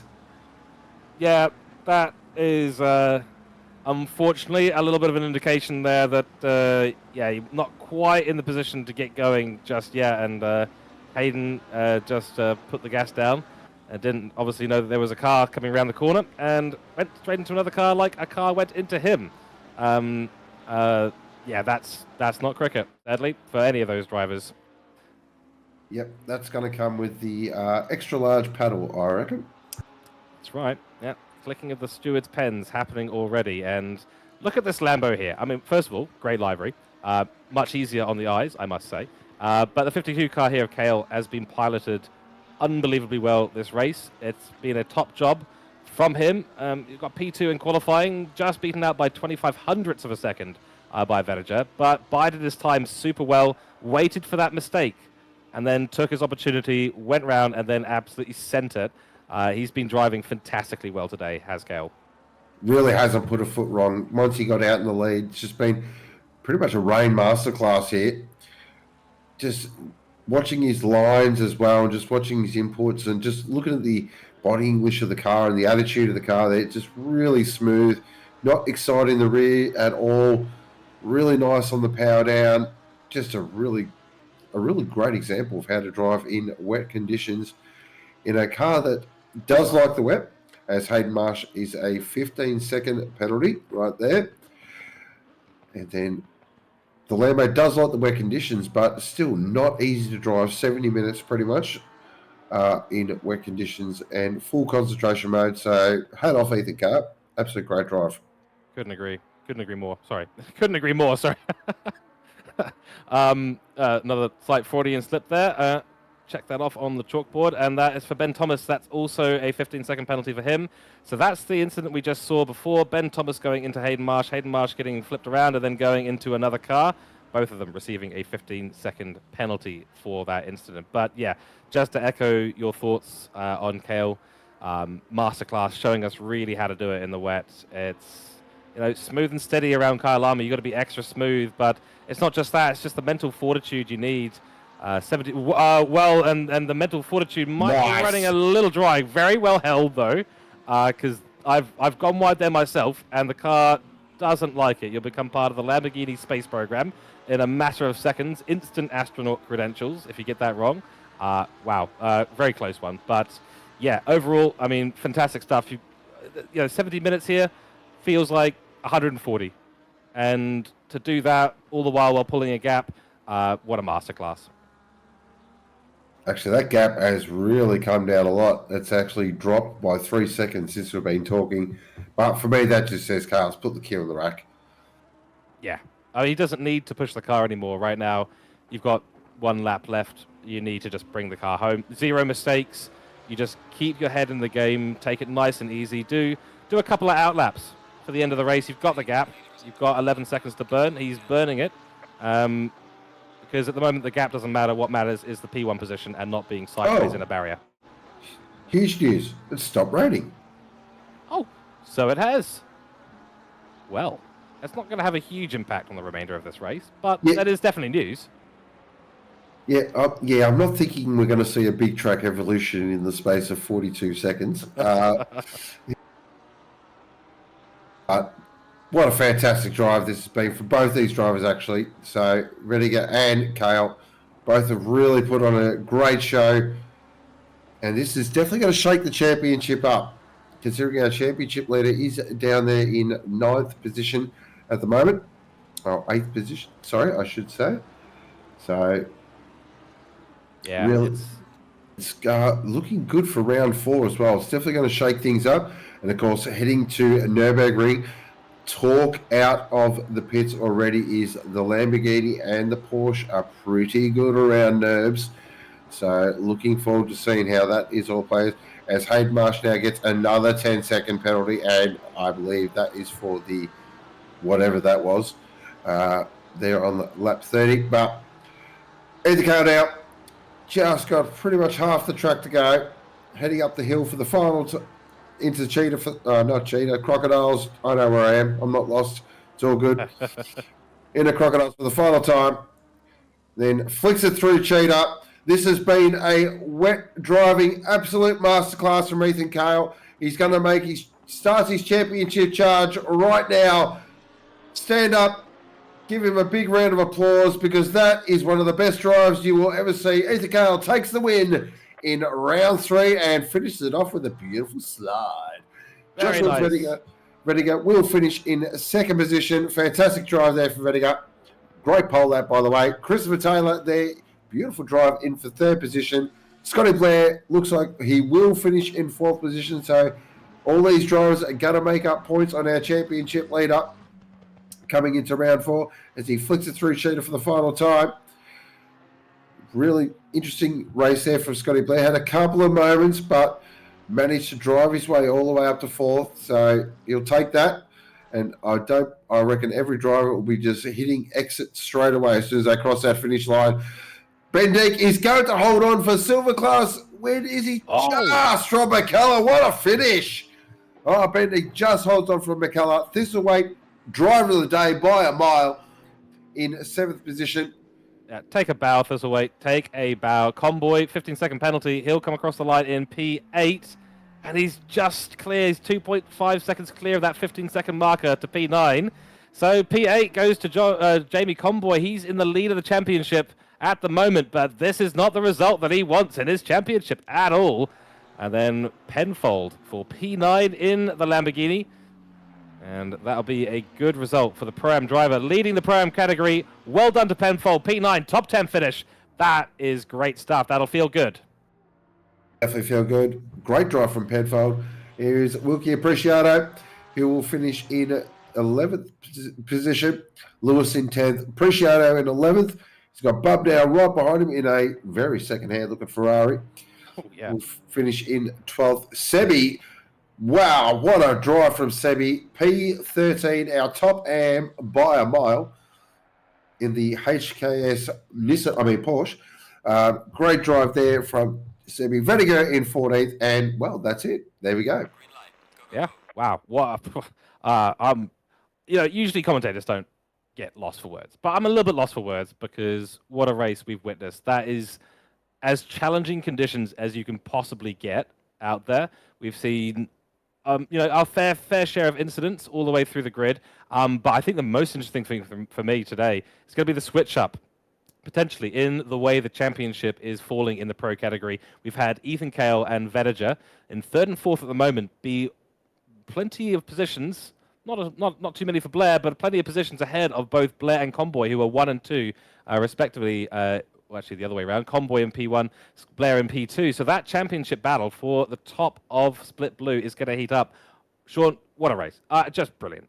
Amazing race. As we look at our order there, so it was Kale from Vediger, Taylor, Blair, Bendick, our winner in silver class, McKellar, Thistlethwaite, Convoy. Oh, there we go. Silver class. Oh, no, back to overall. No, there's our silver class. Oh, back to overall. I love it. Convoy, Penfold, Lewis, Appreciato, Bubnow, Sebi, Vediger, McLaws, Wood, Bell, Ring, and Lorenz. Sebi, of course. So Penfold was our top Pro-Am and Sebi was our top Am, but a fantastic race from all our drivers. I'm pretty much spent. That was pretty good to watch. It was great to watch, and it was, I'm sure, a very challenging drive for everyone out there. But yeah, it's now it's on to Split Red. So Split Blood, as it's lovingly known, I should say, is up next in the Simrigs Sprint Series tonight for Octane Online Racing. We hope everyone in chat has enjoyed the goings-on in Split Blue. What a fantastic race we've had today, and I'm sure there is absolutely a ton more action to come in Split Red.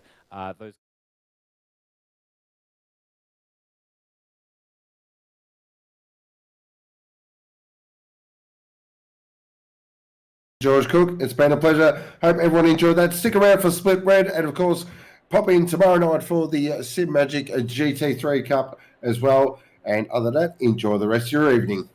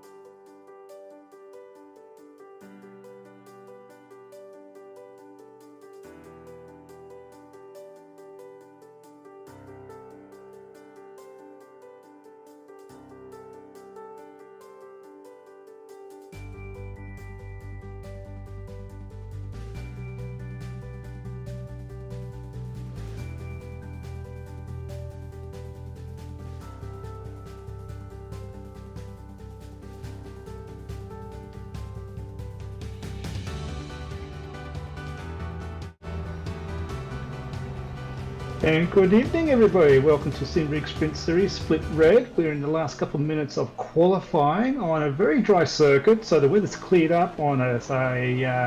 Keys goes very wide in the last minute to start a new lap. And let's welcome. I'm Damiano here, and welcome to Grand Peg. Hello.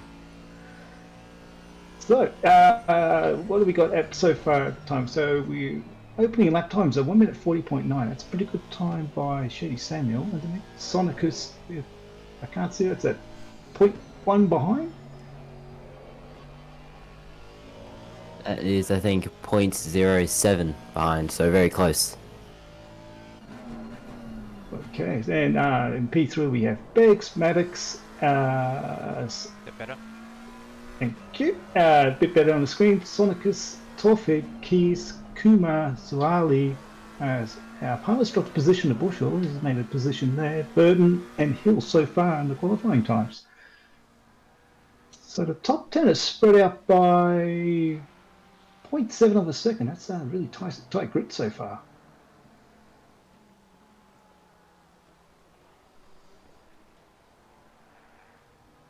So 2 minutes to go, looking for probably about 2 more laps of running.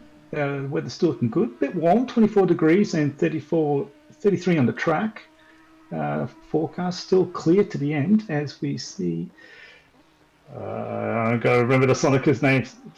44 was JP, I believe. And 555 was John. I did write it down, but I've lost my post-it note. So I might need some help there from chat.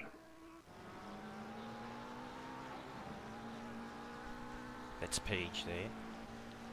All right, so we got Peach on 555. I got it wrong. Sorry, guys. No, Peach is on 44. Oh, Peach is on 44. I got it right. I remembered something. How good's that? Thank you. And yes, Connor, yeah, that is Grant Begg on the call with us. Yeah, so I'm surprised to see John in the Audi. Was that a new switch, or did he do that last race? He's just switched. He just switched. Is it any good at Kyalami? I don't think it is.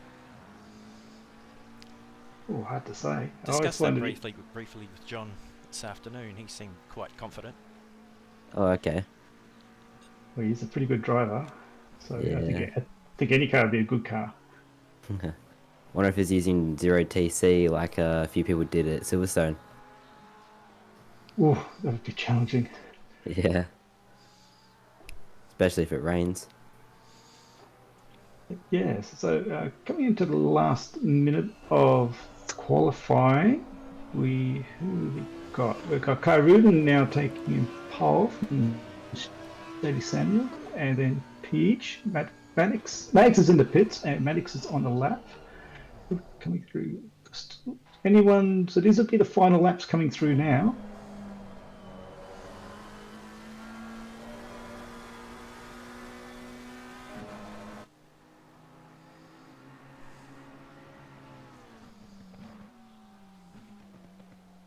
So yellow flag, I think it's someone teleporting back to the pits.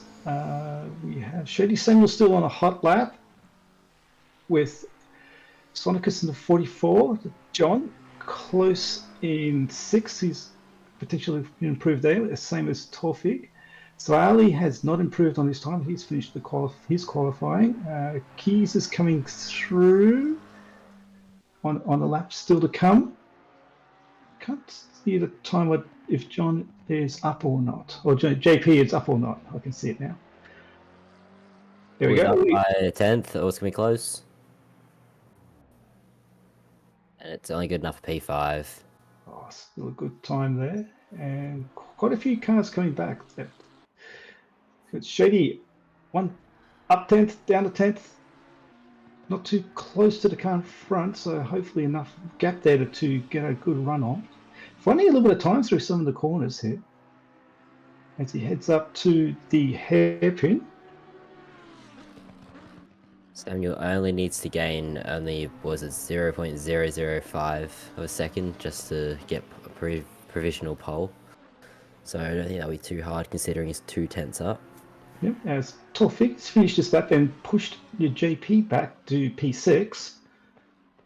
Looks like Shady's on track, going through, what was that? Coming down to Cheetah. Survives. She's a little bit wide, bit of dust kicked up there. Last turn, dropped a bit of time there. Catching gains it. a lot. Okay, good drive out the corner, and that will be a pole. Well done there for Shady Samuel. So our top 10 are Samuel Kairuden, John Sonicus, Mags Torfig, JP Sonicus, Maddox and Sahali in P8. Seeing a few Ferraris there. Lamborghini, Porsche, Audi, 2 Ferraris, a McLaren, another Ferrari, and a BMW in the top 8. Oh, look, is that an Aston in P9? There's a good drive there. And we have the Ferrari there in filling out P10 with, by Kuma. I've just realised there's no AMs in this split, which is quite surprising. May not have been corrected yet, potentially. But we'll go with what we know. So there's been a classification change. We now have 4 classifications of cars, the drivers. We have the Pro class in white, the Silver class, which is the next fastest group of people, in light grey. The black is Pro-Ams as usual, and then the AM class in red. The AM class is generally people who've come from the Rookie Series, and also people building up their speed. There's a couple of excellent liveries coming through. Always like these liveries. Nice monster there. And the teeth car's back. Love the teeth car. Teeth cars are always welcome. I wonder if there's a toothpaste in a toothbrush car. Wow. So tonight's race is 1 hour and 10 minutes. I nearly said 110 minutes. It's a 70-minute race. Pit window is closed from the first 5 minutes. More teeth on the side with the camo. Oh, good camo. I like that. And 5-minute pit stop window closing at the last part of the race. Mandatory 2 stops for tyres with fuel optional. Yes. So with looking like it's going to be a sunny race with no rain for the first half hour at least.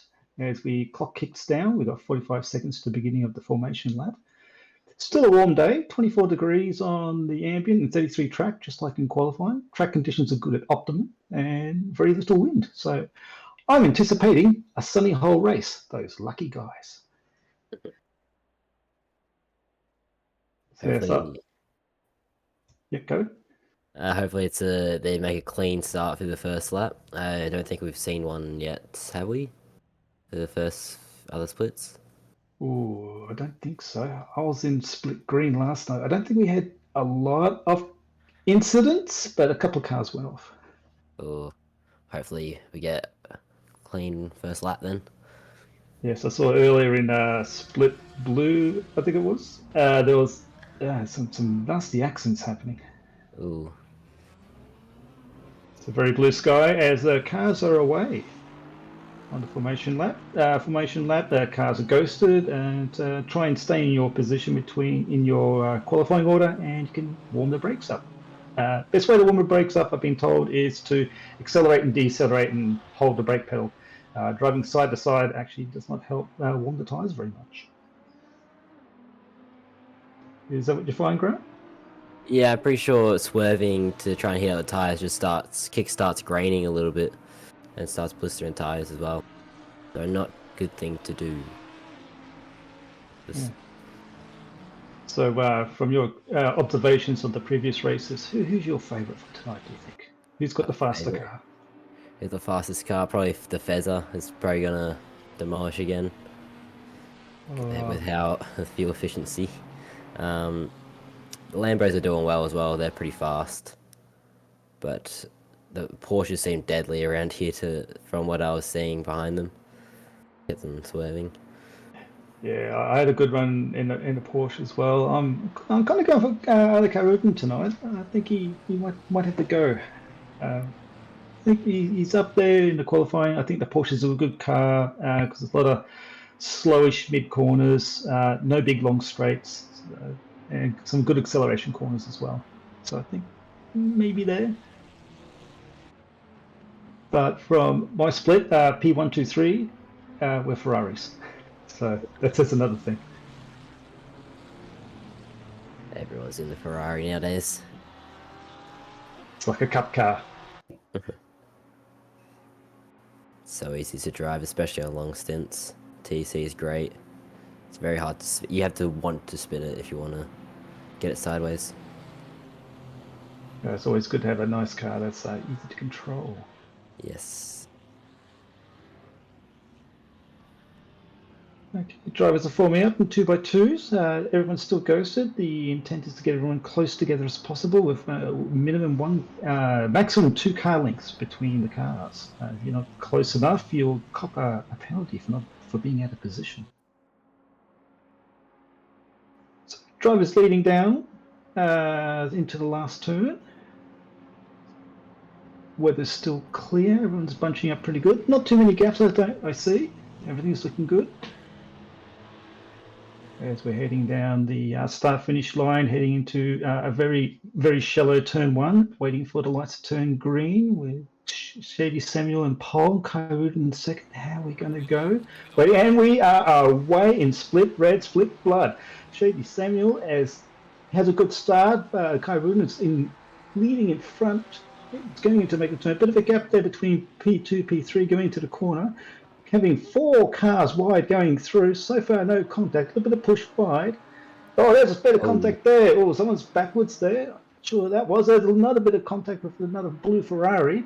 Going through turn 3. A couple of cars under the grass. Looking all right. Bit of yellow at the back of the grids. And we have, I think Kai Rudin has taken the lead on this race. As we've got 2 cars going side by side through Sunset Corner. A little bit of a gap here forming from, I think, the P10 backwards. Cars are still filling up and going side by side through turn 6. As they're heading down to the S's, that one I know, and we have Shady Samuel has managed to squeeze ahead of Ali Karudin, leading into the hairpin. Ali's quite close behind. Only one car's dropped back. Looks like no one's teleported to the pit. That's a good start. So we have John Sonicus in 555, in P3, Mags, JP, Toffig, Zahali, Alex in Keys, and Kuma in P10. The driver's going through, I forget anyone. We're coming down to Cheetah now. Ali's quite close, pressuring very hard. Got a little bit wide there, kicked up a bit of dirt. Not having a look into the last turn on Sadie Samuel, but looks like a much better drive at that last turn. We'll see if he gets to close up. Bit of a slipstream happening. Just pulling out. He's going to have a bit of a look-see as Shady is blocking off. Very defensive and going out wide to cut in for the undercut over under has not worked, and Ali Karudin has taken the lead, and that has allowed John to catch up a little bit as well as Mags. Wow, very exciting and very fast, quick opening lap there. Yeah, Samuel done a great job gaining that place back right after the turn 1, the little cheeky dive bomb, and the switchback didn't work for him just then, which tried to do as, is it Kai Rudin? Is that how you pronounce his name? Yeah, I believe so. I've never been corrected, so I'm running with that. Kai Rudin, yeah, great move, very brave considering how closely Samuel was pressuring him into turn 1. Great front. Yeah.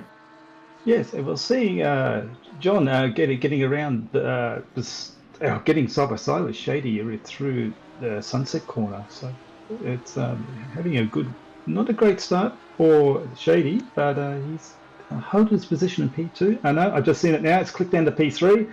He wasn't able to defend against John there.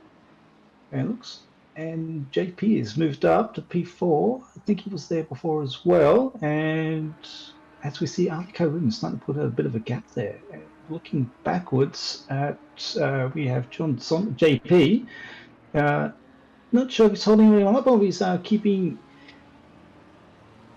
it together. But there was very tight grouping so far for JP, Mags, Ali, Torfig, and Maddox. As we see Ali Karun take a lead and the fastest lap.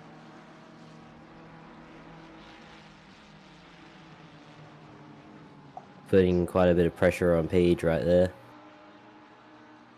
Yeah, the opening stints. It's going to be interesting how people will be going with their pit stops. I've seen a couple of people take very short pit stops for the opening few laps, like a 15-minute stint. Then we have a longer middle and a short finish. So we see a bit of yellow happening in turn 2, or the first left-hander. So my strat would always be go a little bit more than half distance, allow yourself to see what the weather is going to be like, and 2 short stints at the end. What about yourself? I would just split it into 2 stops. So I'd do like 40 liters, then stop, then do another 40 liters, then stop. So I just evenly spread them out, hoping that the rain doesn't interfere too much. The rain. I'm trying to keep it honest. I'm going to drop this. I'm not going to talk about your race. It was a very wet race in Split Blue. No, very it heavy wasn't. rain. Not fun. I saw some of the in-car footage. I've never seen torrential downpours apart from the Paul Ricard endurance race quite some time ago. That was the heaviest rain I've ever seen. As we see, John seemed to take the cheetah corner with a lot of respect. The front runners are starting to pull out a bit of a gap and evening out as well. Shady Samuel still takes the fastest lap of the race, and in Sandwich we have an early pit stop with Torfig. That is very close to being the pit window being opened. And first penalty comes through for car number 20, 10-second penalty for contact, and we have a replay here.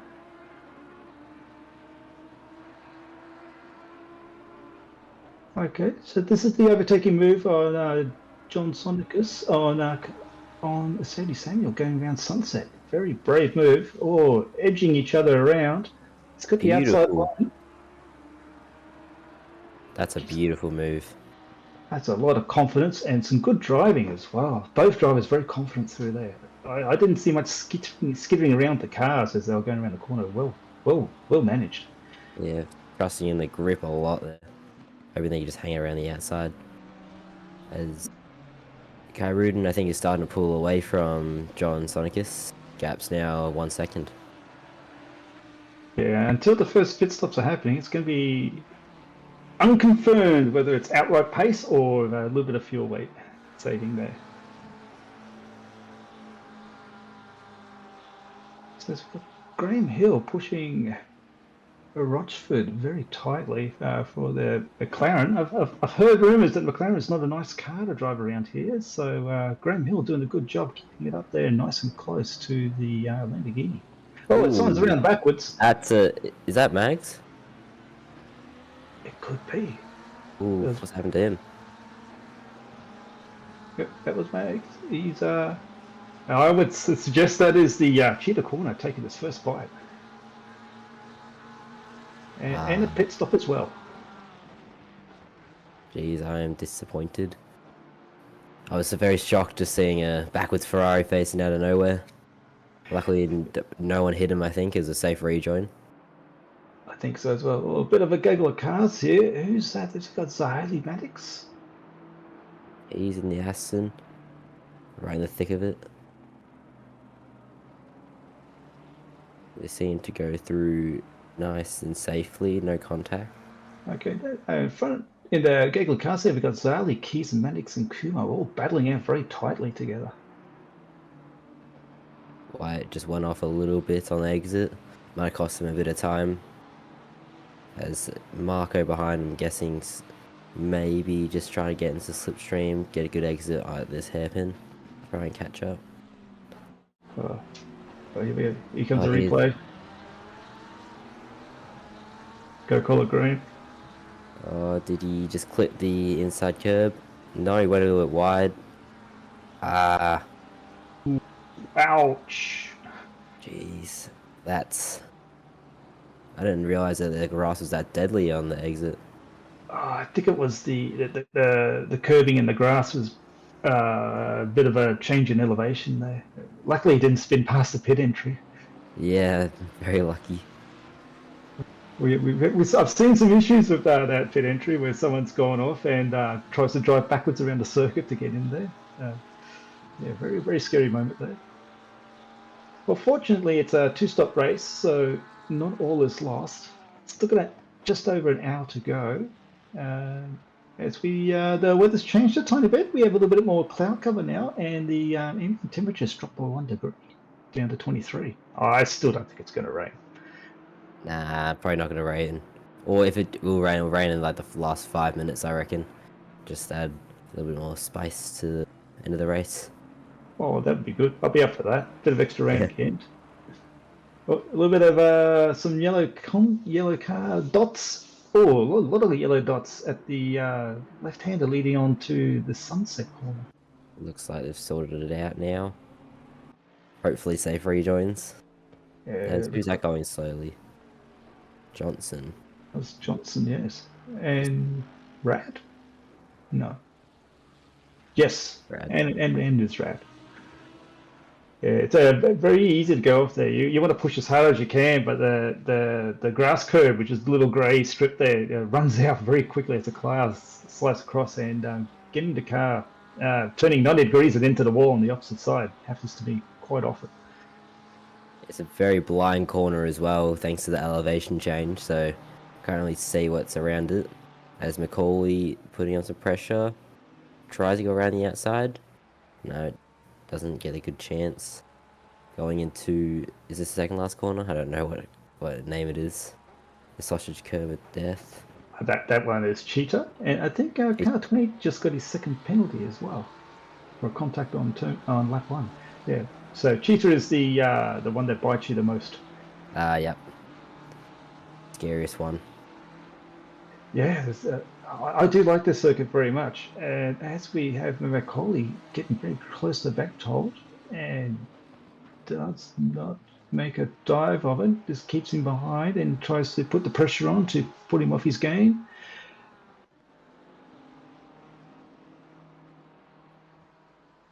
And we have Mark Bushell in P25 driving the Lamborghini, doing a good job there. Very close behind Helt. Is it Helt or Height? Yeah, I think it's an I, Height.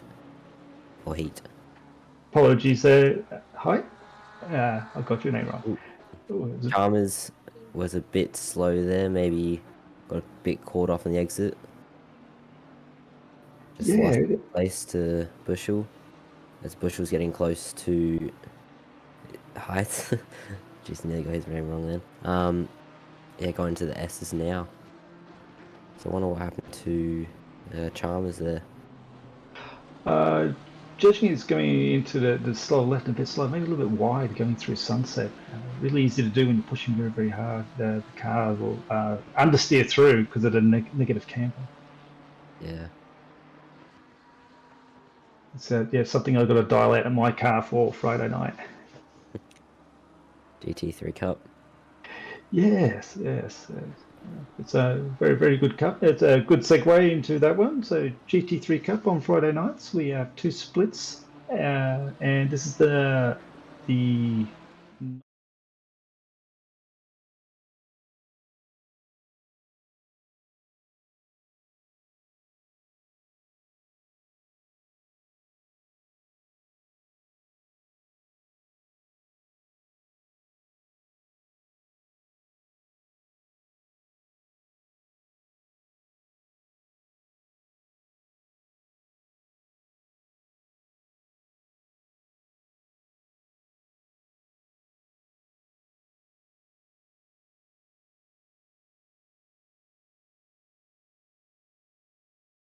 broadcast shortly. And here we go. Replay. And you can take this one back. back. Out of the Chalmers, yep. So going into turn 3. Ooh. Oh, he had to avoid some carnage there. Backtold. Jeez. Very well navigated from Backtold. Yes, and also the BMW TikTok car. Very well driven out. Had to back out. Did a good job. I think it was just the 2 Ferraris went a bit wide there. Then as you said before, the elevation change from the grass just caught them out a little bit. Caused a little spin. Okay, back to live footage now as we have Bushel pushing very hard on Height, who's also very close to Lau.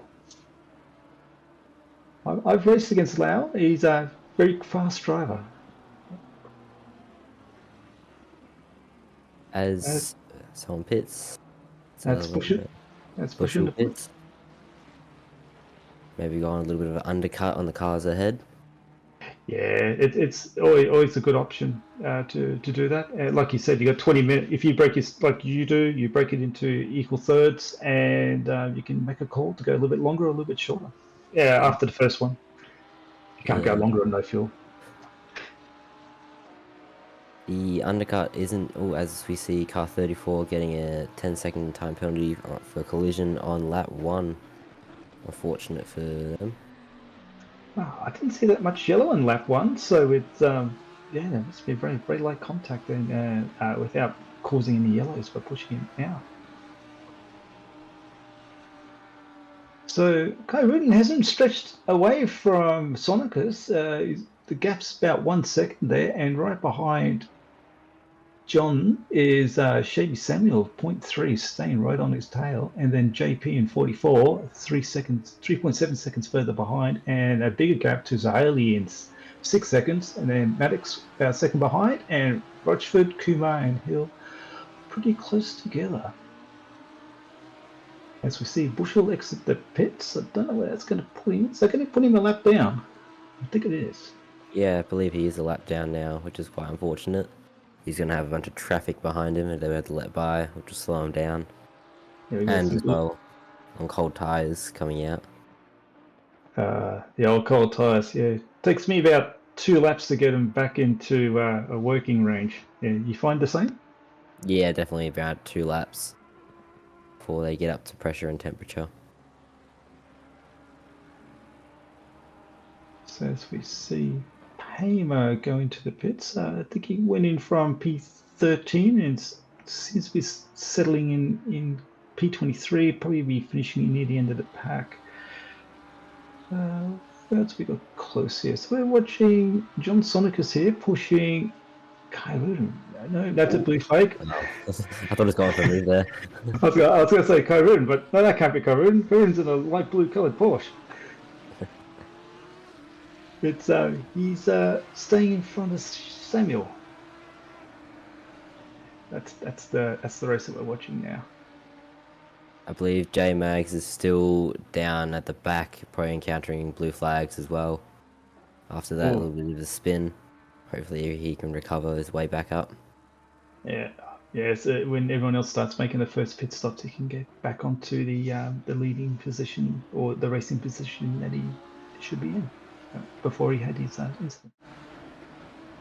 This is lap 1. Lap 1. Oh, that's right. There was a lot of bargy through here, wasn't there? Yes, is that a Bentley? Oh, as someone broke, I believe, the Ferrari.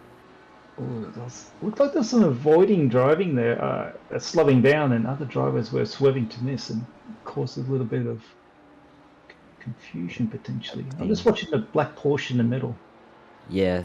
There we go. That's what happened. Tap the back of the purple Ferrari. A pink. Yeah, Blacky pink Ferrari? Yeah, the pink Ferrari had to avoid back out of a little move with the BMW. It was squeezing him quite a lot there. So it's the back out, and that caused a bit of a collision, which is unfortunate. I think the ding dong that we heard before while we're looking at the GT3 slide was John Sonicus getting the fastest lap. He's now pink. Now has the purple lap. Yes, as Kyrudin extended that lead by half a second now to John. Maybe, and maybe the fuel's kicking in, the fuel difference, or tyres. John could have burnt his tyres a little bit following Kyrudin the dirty air. Or heaven forbid, a minor mistake in a corner. Oh. Impossible. These are aliens up the front. They don't make mistakes. I just noticed when we were looking at the grid earlier, we actually do have an AM class driver. We have G Lau, currently in P18, driving the BMW. Jeez, he's been up for quite a few places then. Great start for him. Yeah, keep your nose clean and make some positions. That's generally the mantra here at Kyalami. There he goes. That's the Red Bull liveried BMW. He's quite close to King and a little bit of gap behind from Chalmers. So he can get some good clean air and do some good laps without being harassed too much. And keep an eye on him, and I'll see if he's closing in. He's not too far away from King. Yeah, he'll be my driver to watch then. We have 3 other class drivers in the split. As Tafiq. Didn't Tafiq start up the front as well, or did he make a pit stop? Yes, he did. Oh, what did I do? Dangerous driving, lap 5. What have you done? What did I do? Is that your number? Is that from the last race still coming through? Yeah, must be car 21. Ah. Well, that's an oopsie. I was so confused.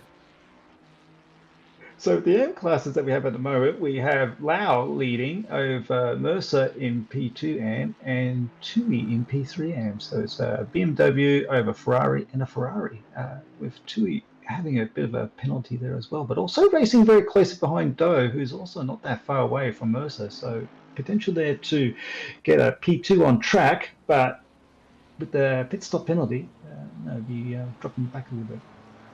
Yes, it was. Yeah. You go. No. Yes, it was. So yeah, it was Palmer down in P36. They just got a 15-second time penalty, I believe. Oh yes, I see it. 21. Unfortunate. Is that your doppelganger there? I'm pretty sure because you don't like the Porsche, do you? So, as we had, is that Mercer going wide? Yes, it was. Yeah, very tough corner that one. I find that corner worse than turn 4. Oh, here we go. It's the replay. It looks like teammates. Same liveried cars.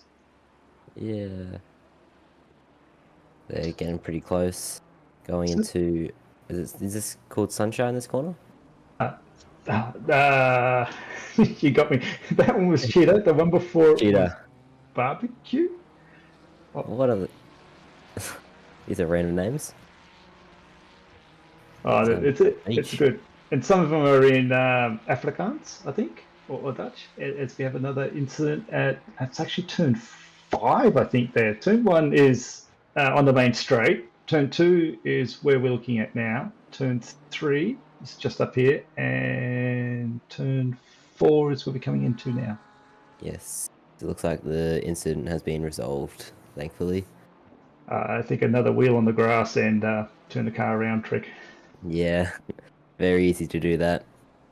Oh, as we see, Tui has caught right up to Mercer. I'm just noticing with the other car going off at the hairpin. Yes.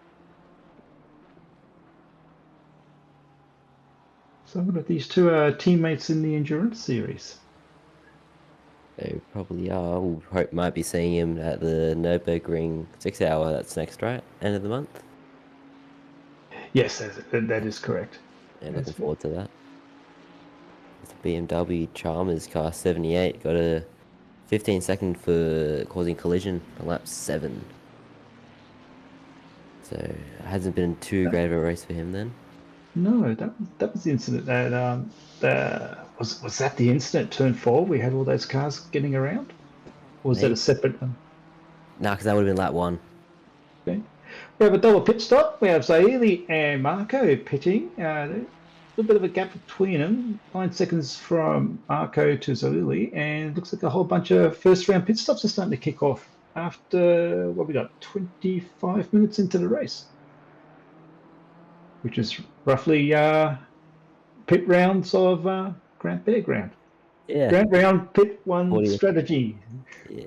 40 leaders in. As Chalmers, is that a blue flag or is he racing? I think that's racing him. I think that. No, I think it'd be a blue flag because it's 2 second gaps between Chalmers and Fleming in front. Ah. Can be misleading with some of the pit stops kicking off now so early.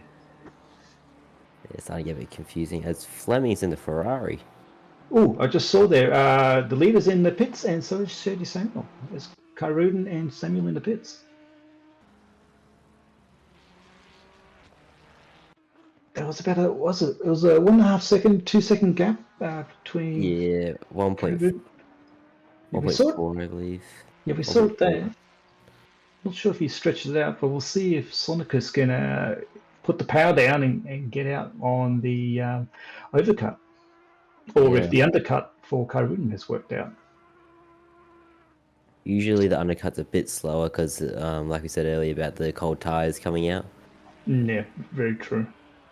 And so I've been waiting to do this for a while. So you have Sonicus P1 and Sonicus P2 leading the race. So John in the Audi is doing a good job as over JP in the McLaren. I think JP's also had to change the car as well. Wasn't he in the Aston Martin earlier this year? JP, he was in the Honda, was he not? Oh, Honda, yes. The Aston was last year. You are correct. Yeah, the Honda in the rain at Silverstone last time I was here. A handful? Yeah, I bet it Way would have more. been. a handful. So we got John his last lap of 1 minute 41.3. So that's a pretty good lap time there. Let's see what other lap times other people are doing. But 141.3. That's a pretty quick time there. Yeah, that's about my quality pace, which is a bit embarrassing for me. But we live on. and also on worn tires. Yeah. All right, we will get there, Grant. We'll get there. We'll get there. We'll practice. One day. I got to admit, here's a compliment to you. Since knowing you, you've been a very quick driver, and I think you're going to go very well here. Yeah, hopefully. Still quite young, so I got a bit of time to go. Oh yes. As we're looking at Kyrudin P12, first of the first stoppers. So it's our virtual leader until we see the pit stop happening from John. Yeah, John must be carrying quite a bit more fuel just to overcut Kyrudin and Samuel a bit more. Wonder how long he's gonna go. It's hard to say. There is a strong philosophy to go the first stint longer. As we're watching Kyrudin getting on the back of Height. Now, even though Kyrudin is much, much faster, there's no obligation for Height to let the faster car through because this is for position. Yeah, it's more so just if he feels like he's gonna lose time defending or not. Yeah, it's very true. Depending on, or goes very wide on the grass there.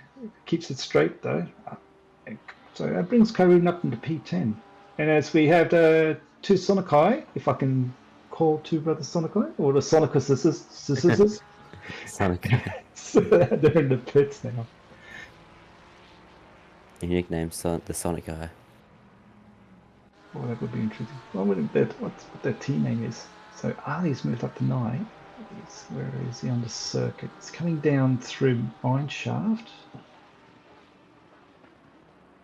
There's a white flag near the S's. Hopefully that might have just been car spinning. Who's this? Kyrudin going through Cheetah. I remember that one. Yes, we have a few more pit stops. We have Fleming and Pactol in the pits as we have the pit exit. Oh, it's just going to be pretty close. Yeah, we'll be very close. Especially at the end of the pit box. Charlie's got Kyrudin. As we see him side by side. Yeah, Kyrudin's through. Yeah. So the undercut pulled off. Worked. Yeah, it's and now we'll get to see if there's how much he can stretch the gap out now with the colder tires on John. Yes, John did. It was a 1.4 gap, second gap between the two earlier, I believe. So John has closed that a little bit more. He's already pulling away. Yeah, as you said, with the tires getting warmed up. Another penalty coming through. Yeah, here we go. The penalty for being out of position on lap 1 for Carl Johnson, car 52. He's got to keep those gaps tight. Yeah, very easy. I found it very easy to get out of position at this track. Oh, yeah, it would be. As you go through the last turn, it's so easy to spread out. Yeah, a lot of the corners are very blind on exit as well. So if the cars ahead are going slowly, you can't really tell. So it looks like the stewards have finished their review of the opening starting sequence, and the penalty to be coming through. We're up to 2 now. I think the last race in Split Blue, there were 3 people. Oof. So we have Maddox leading now at the moment over Rochford, White, Chalmers, Kyrun, who's first of the leading of the one-stoppers over John Sonicus, Haight, Samuel, JP Sonicus, Johnson, and Diallo. A few more stoppers are happening, so we have White and Johnson pitting. John's tyres will start coming into the window about halfway through this lap. As lap traffic's get out. Does he get out of the way? Yes, he does. Yes. Oh, a very awkward place to do it. John Yeah. gets impeded a little bit.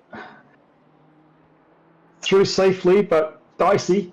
Yeah, scary.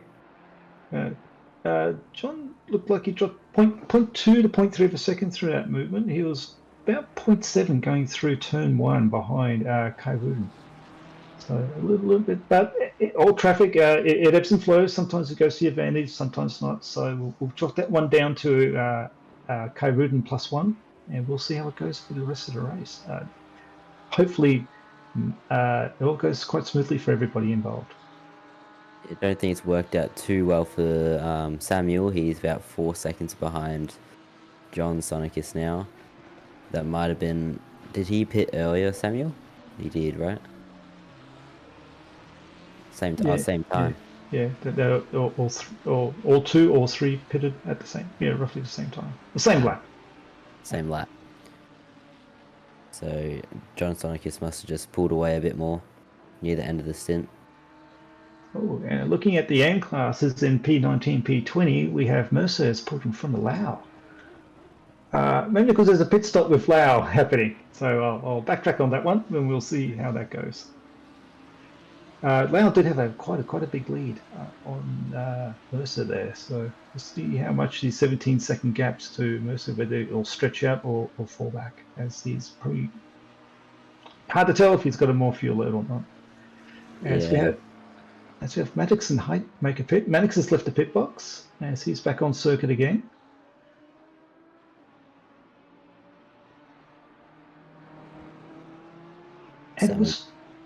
Sorry, go.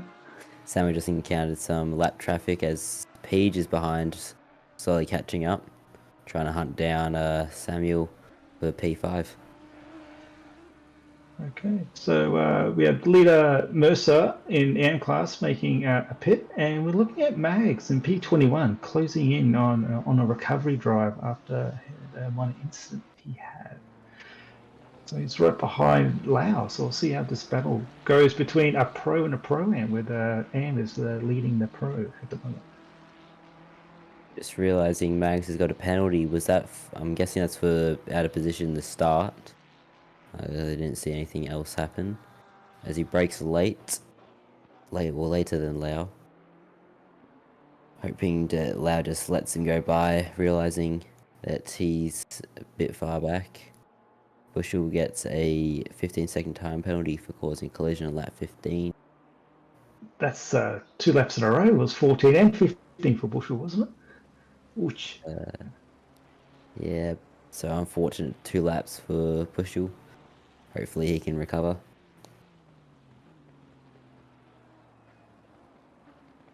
So the interesting thing here, we have Lau will be on new tyres where Mags won't be. So the tyre delta will be a little bit. Fuel load is unknown.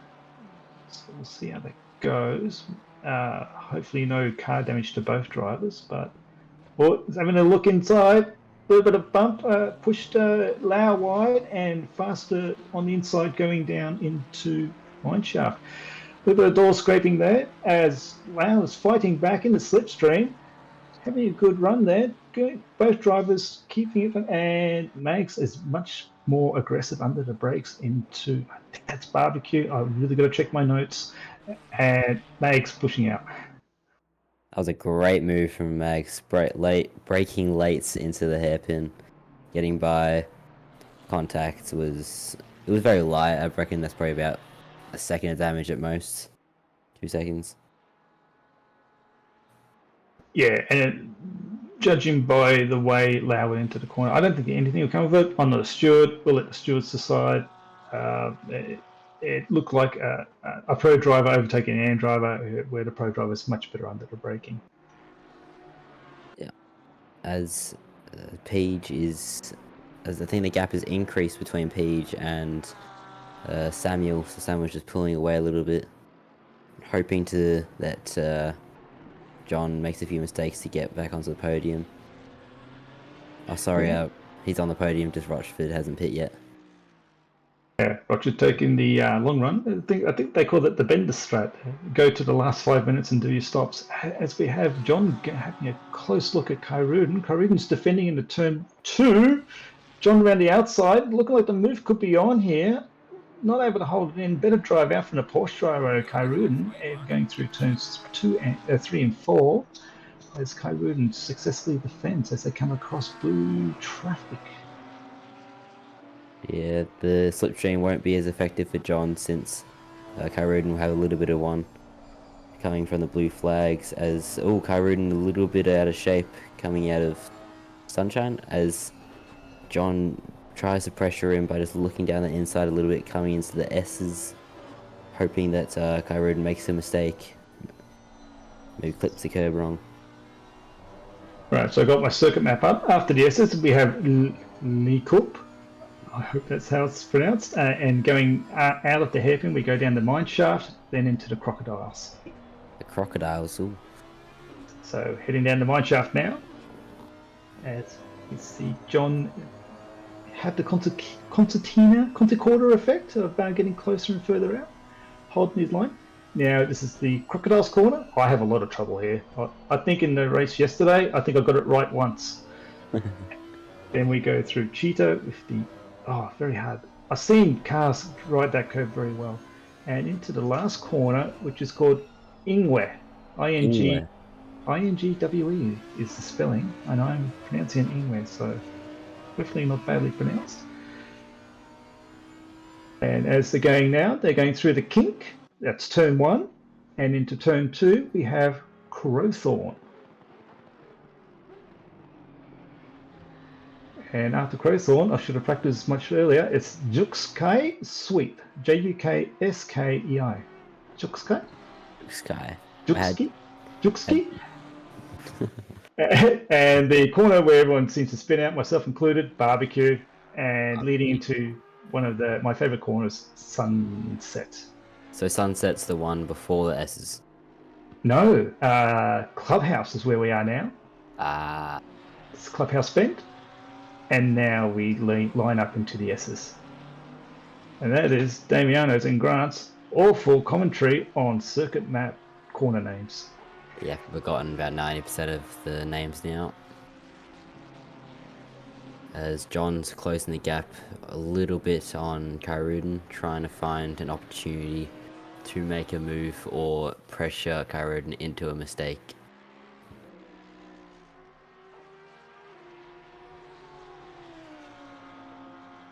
The gap seems to be stretching out a bit.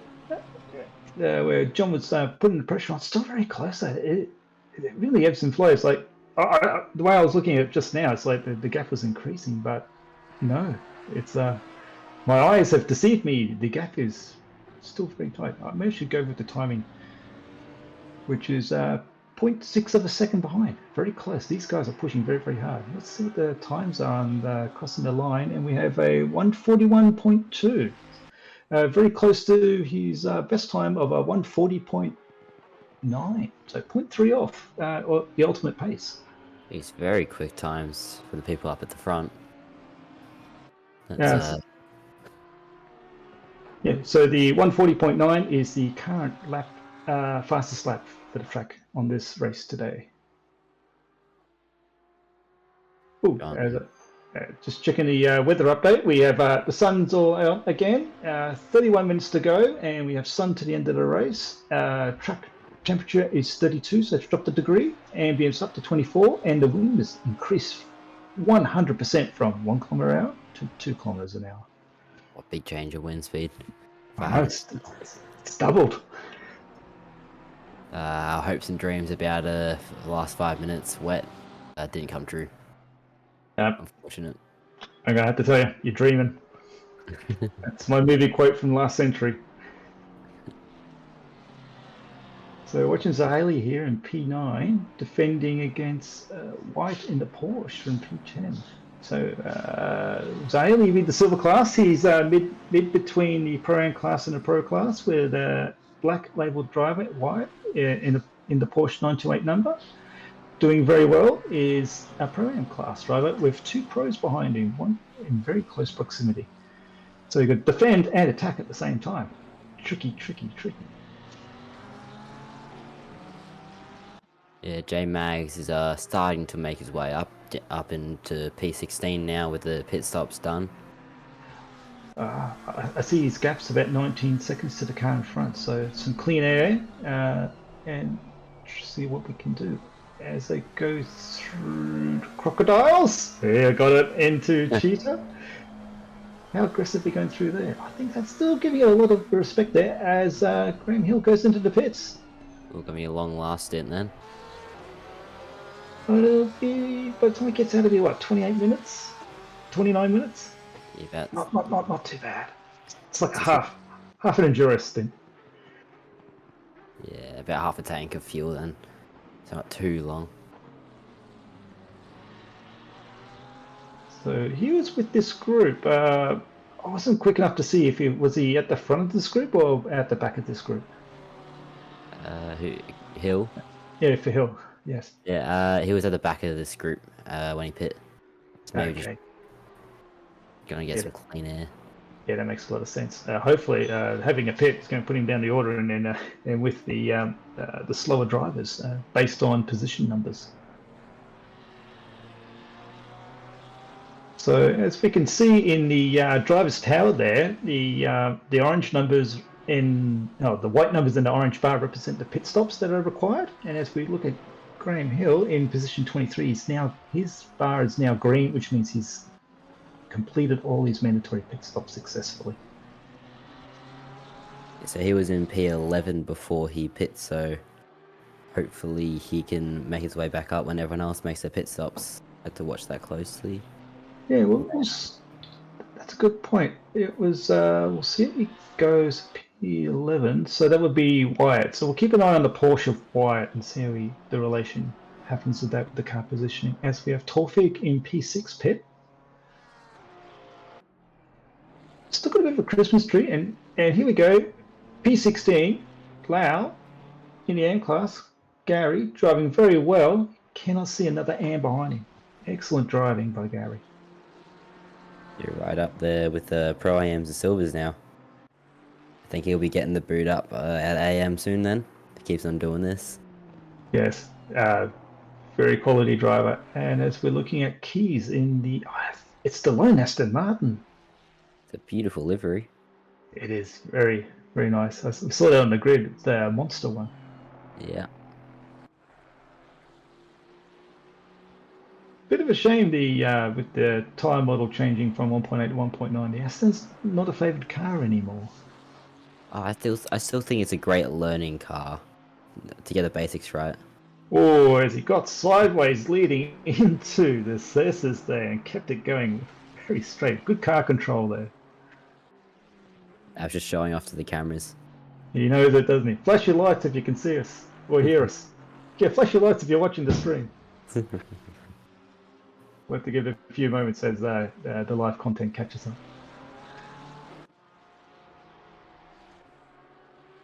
So it's still going very, very fast. We called it before, but it didn't click in my mind. We had less than half an hour to go in the race, and we're down to 26 minutes now. Torfik is pitted and out. He's in P18. He's the leading, not the leading car. He's the first car that is the leading first car to have double stopped. Mags now up into P14. Maybe just getting a few places from the pit stops. The gap's still 18 seconds, so it's getting second in about the past 4 or 5 minutes. Yeah, and just looking at the time gap between Kyrudin and John Sonicus, it's still less than a second. So John pushing very, very hard. Shady not too far behind as well at 3 seconds, and JP a further drifting back a little bit with another 3 seconds behind, and then Maddox another 14 seconds. I think John's just going to play the waiting game. Wait till Kyrudin pits, so he's going to do the opposite when the strategy starts to come in. Do whatever the car in front doesn't do. Yeah, or potentially, yeah, go longer. It depends on the fuel. It's so tricky.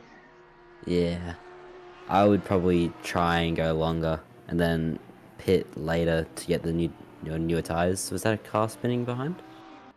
Well, I missed No. it. Didn't see any yellow on the mini map. Not just my eyes playing tricks on me, I guess. Preemptive spin prediction. Oh, new fastest lap. Shady Samuel, 1 minute 40.890. Wow, he pushing now. It's found the groove.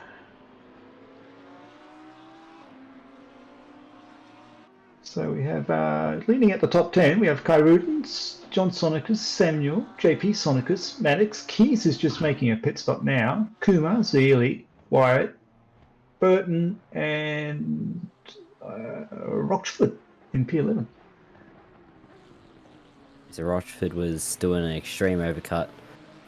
He was in first and just after Sonicus pit, so he's gone back to P11. Is it? No, P9. Yeah, he's in P9. There's a couple extra cars that made pit stops. So I think, as you're calling it, he was P11, and as it's come through, it's P9, just at the same time. It's the 11th and 12th position pit. The last pit stop for the race. Yeah, a few seconds between those guys, so not really going to be interesting. I would really love to see our pit stop race. There's two drivers coming together. You know, there's always hope that Kyrud and Sonicus will have a pit stop race. Yeah, it'd be great to watch. Yeah, we've seen Samuel is actually closing the gaps, 2.6 seconds now. Sam was really pushing now.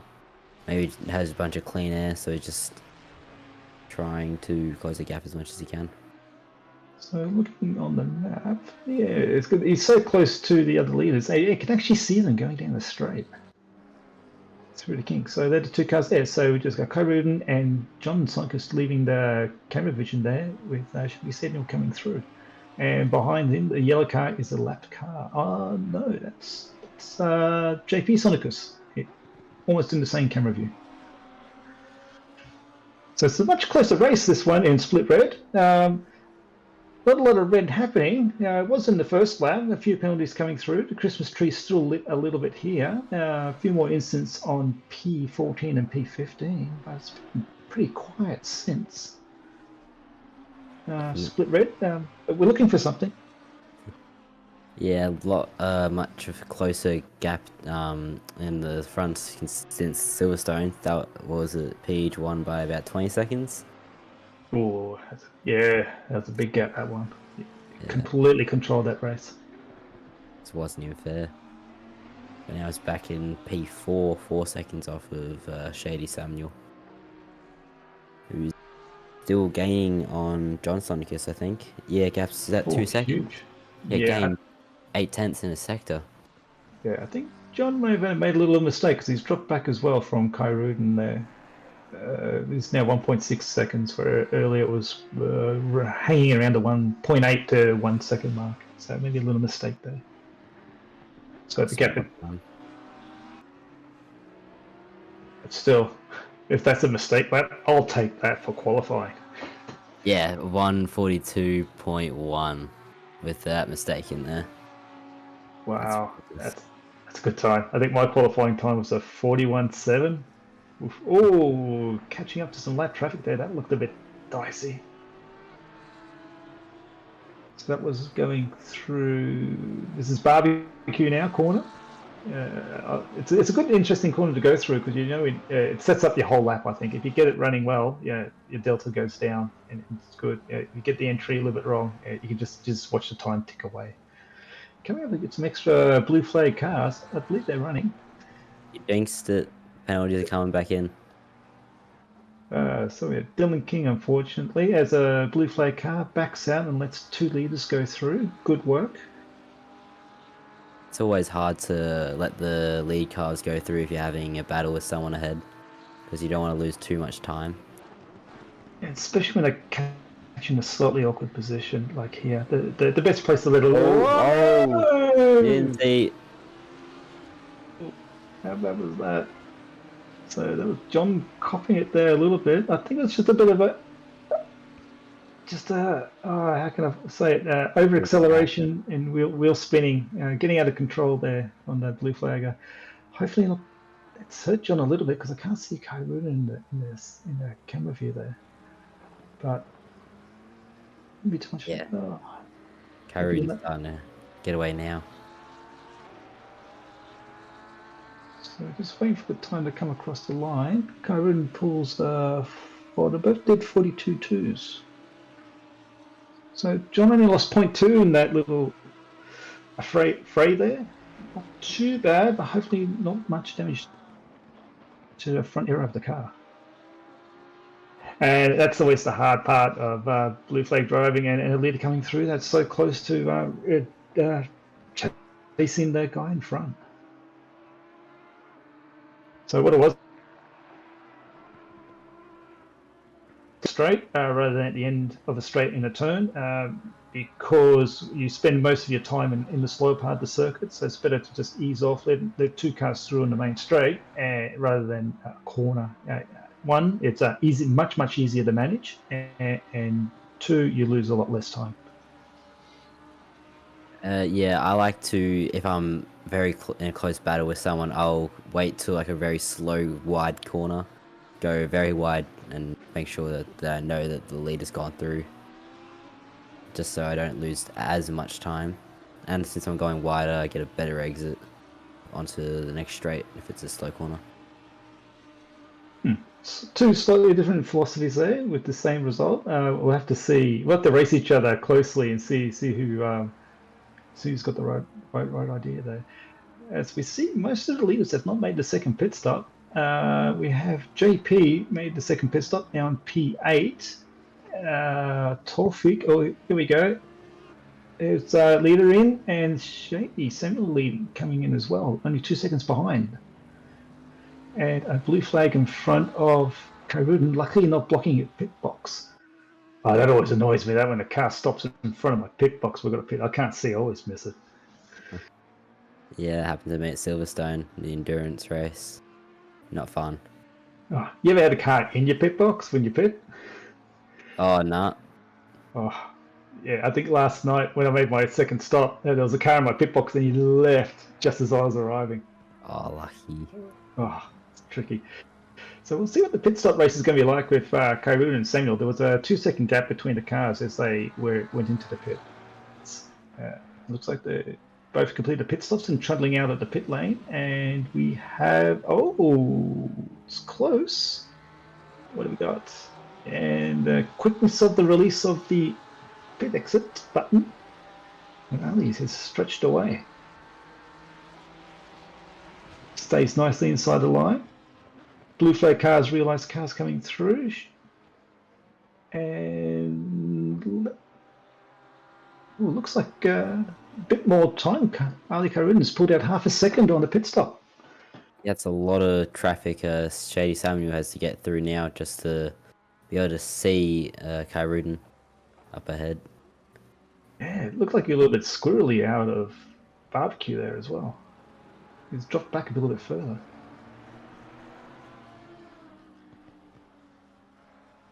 Philip Mercer gets a 10-second time penalty for causing a collision,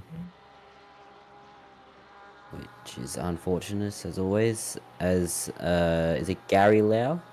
He's in P20 after he pit and guessing served his penalty, so that's why he lost a bit of time. Yeah, it was getting around in P18. Still got some other people in front of me and also need to pit. And I think he might make an extra 2 positions there from Diello and Rad.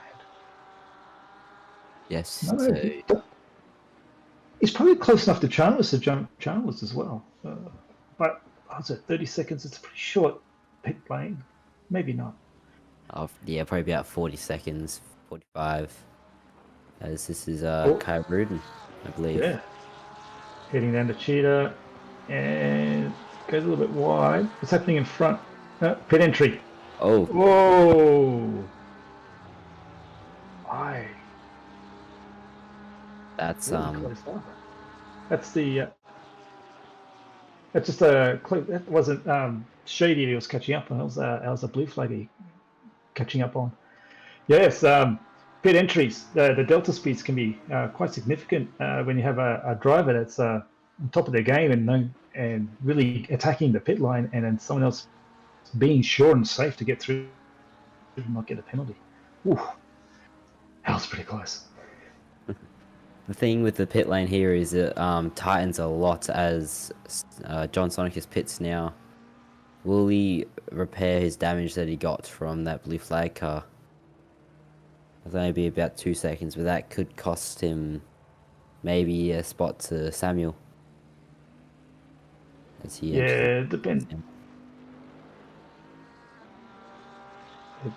how much time was being lost on the laps proceeding, so be able to get a judgment call and see if the arrow is impacted. But that being said, he was 1 second behind Kyrudin leading into the pits. No, 1.6 seconds behind Kyrudin leading into the pits. So we'll see if the overcuts work. This is for the win. I think if John gets through in the lead, I don't think Ali will be able to get past. coming into, is it Ingay? Is that what you said the name of the last corner was? As well, John might get away with this. It's looking tight.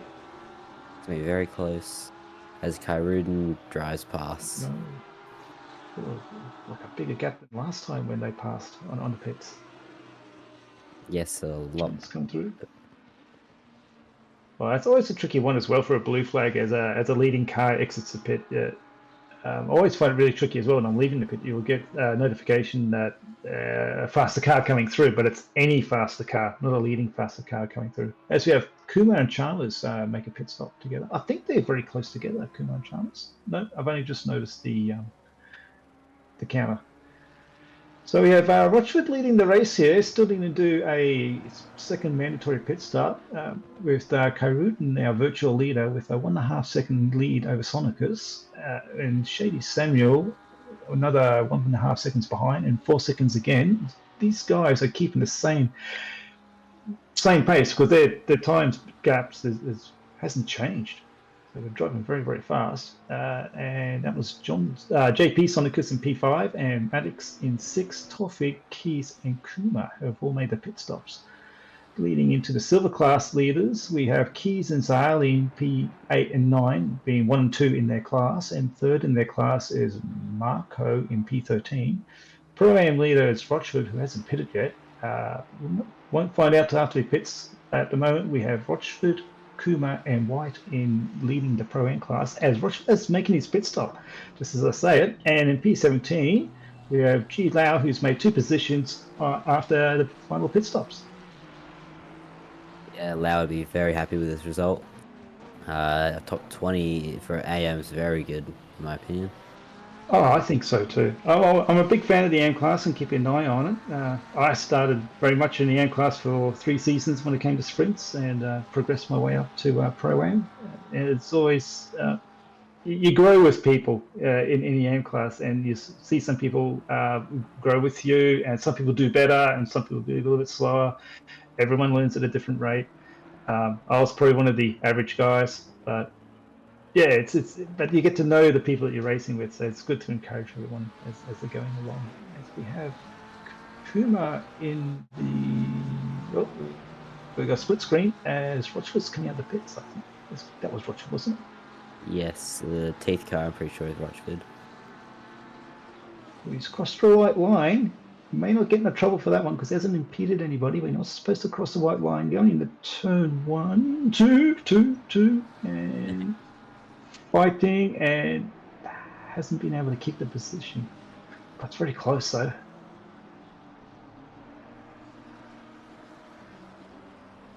Yeah, that McLaren ahead. Is it Marco? No, Graham Hill will try and use the fresh hot tyres to get away now, compared to Rochford's cold new one. Yeah, with 10 minutes to go. Cloud's coming in again. Your rain is starting to brew there, Graham. What was that? Yeah, the cloud cover's starting to come in again. Yeah, it's gonna be too late though. Oh, so I think it was that a blue flag or a tap? I think it was a little green. tap for Graham Hill.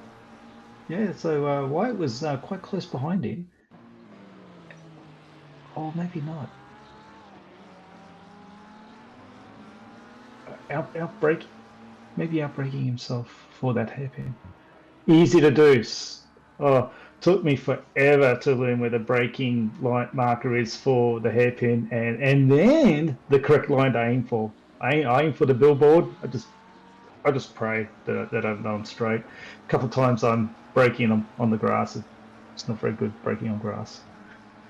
Yeah, especially in the rain. If you looked at that outside curb on entry, you would go deep, and it's quite hard to see.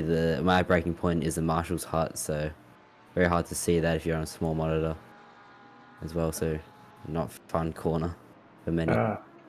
You'll get the opportunity to go to Simrigs and get a monitor stand and get your triple screen set up on it there. Simrigs being our primary sponsor for the Sprint Racing Series.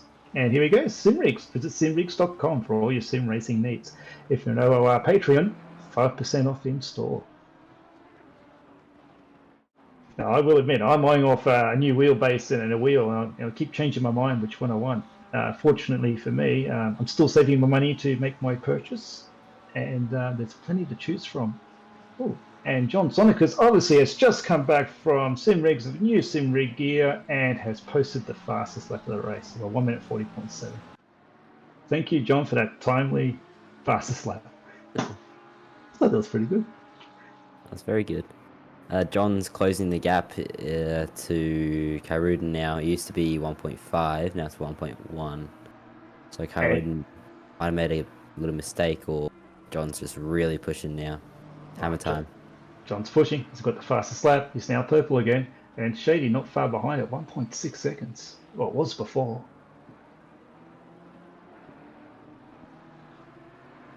That's 1.8 with John getting a bit of a fast lap going there.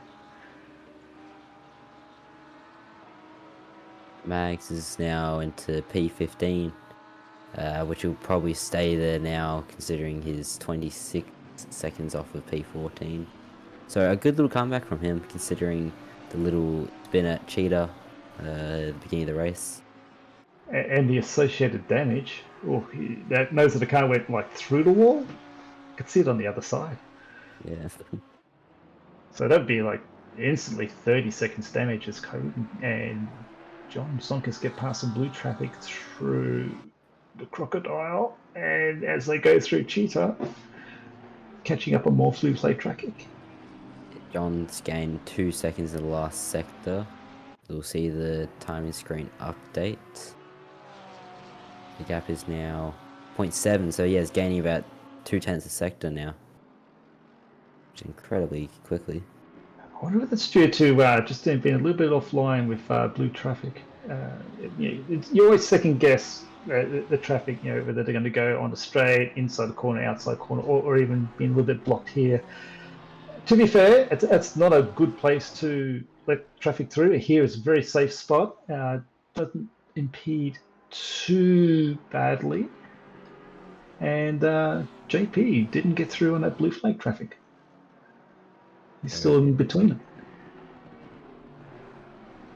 As the leader's coming to lap, our AM driver has moved quite courteously out of the way, as well as the other trailing blue flag car. Oh, unable to let John through. and let through, very awkwardly through the S's. Oh, that was awkward. I'm not saying anyone's fault, just unfortunate positioning and speed differential there.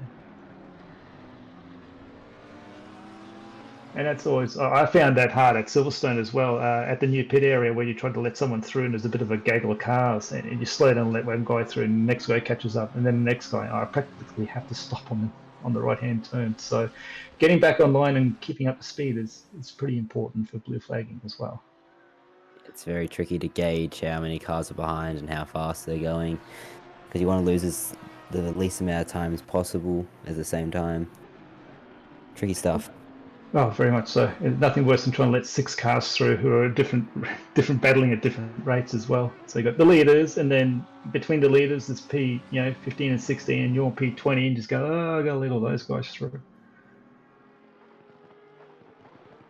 So 5 minutes to go. Leaders just crossed the line for 1 minute 40 on the laps. We're looking at what, 4 more laps?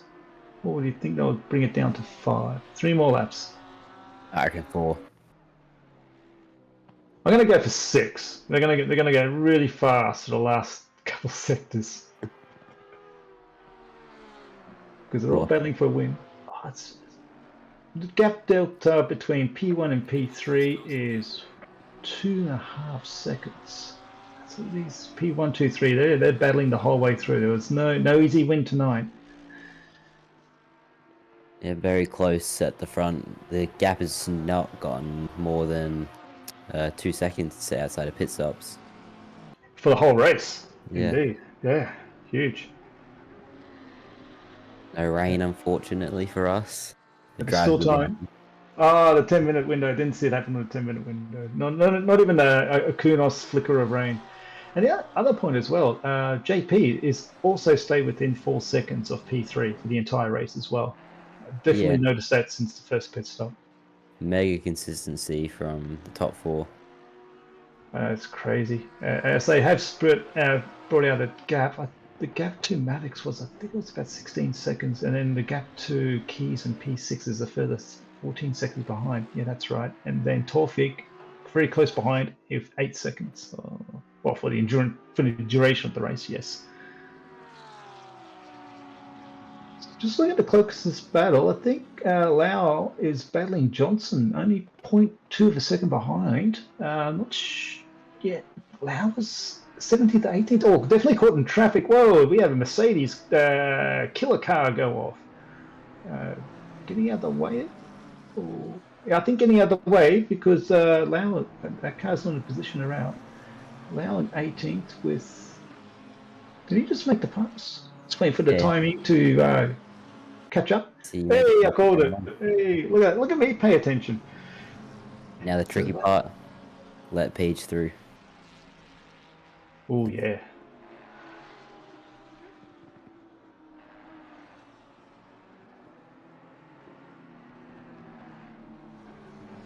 I was trying to see Peaches in the McLaren. It was the 44. That was the yellow one. Yeah. Tricky, but a good spot to do it. Oh, bit of bumping there. Johnson done a little bit of time. Didn't concede position, fall back. Not sure if it was a bailout, sorry mate, and we'll try again. As he does a little bit of a dummy move there. So we're going to have a see. No, and I just saw it. Lau has managed to defend very well through the Crocodile, and as they head into Cheetah, very hard pushing. Oh, they all stay online very well. This is going to be the battle to the end of the race. It's one of the closest ones, isn't it? I think it is, looking at the timing screen. Good job by the AIM driver over the Silver driver. Well done, Lau. Yeah. Johnston pulling out some F1 style moves with the dummy into, I can't remember the name of the corner, man. Crocodile. Crocodile, that's it. I've been practicing as well. Oh, Sonicus, John Sonicus caught up to Kyrudin. Right in the back. Really challenging. Dirty, yeah, is going to interfere a little bit through that very high speed corner, considering how close he is. Now, is this Sunshine? No, the one before is. I'm never going to get this right. Okay, we're going to have to print out. So we got the S's here, This is and then I'm going to bring up my picture that no one can see. why you bring that up. It's going to be very close to the line. I'm guessing think they're going to have to do another lap after this one. Sunset was the sweeper one that we just talked through, and I think they're heading through. This is Mineshaft now, leading into Crocodiles here.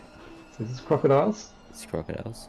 Multiple lines for excellent speed and excellent opportunities for overtaking, and leading into Cheetah.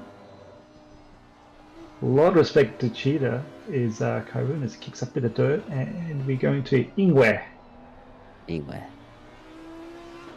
Probably a horrible pronunciation. And my favourite corner, the kink, as we approach it just after the start finish line. Here it is. John has a good slipstream here. He's going to make a move. Pretty big pressure on the inside. Karudin covers it well. John goes for the switchback and doesn't have enough exit speed. Oh, I think he did, but Karun just positioned the car so well he couldn't get the run on, and in a very risky run to go through barbecue. Yeah, beautiful defending.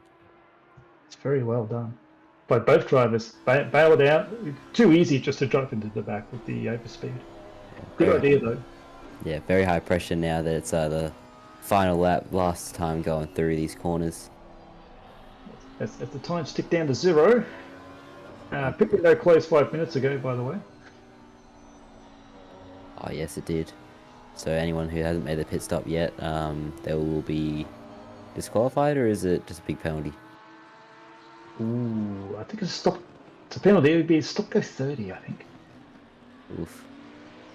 So 2 overtaking positions left and a blue flag car in front. Going down to Crocodiles is probably a good one if you get a good run. Very wide corner, potential chance for over-under switchback.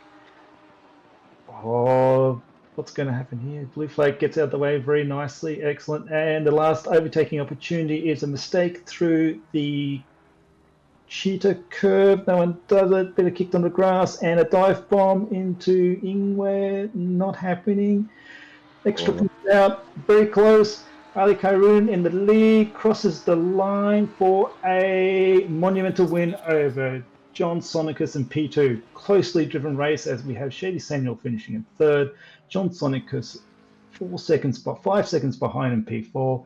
Maddox closing up, and Keys coming through now.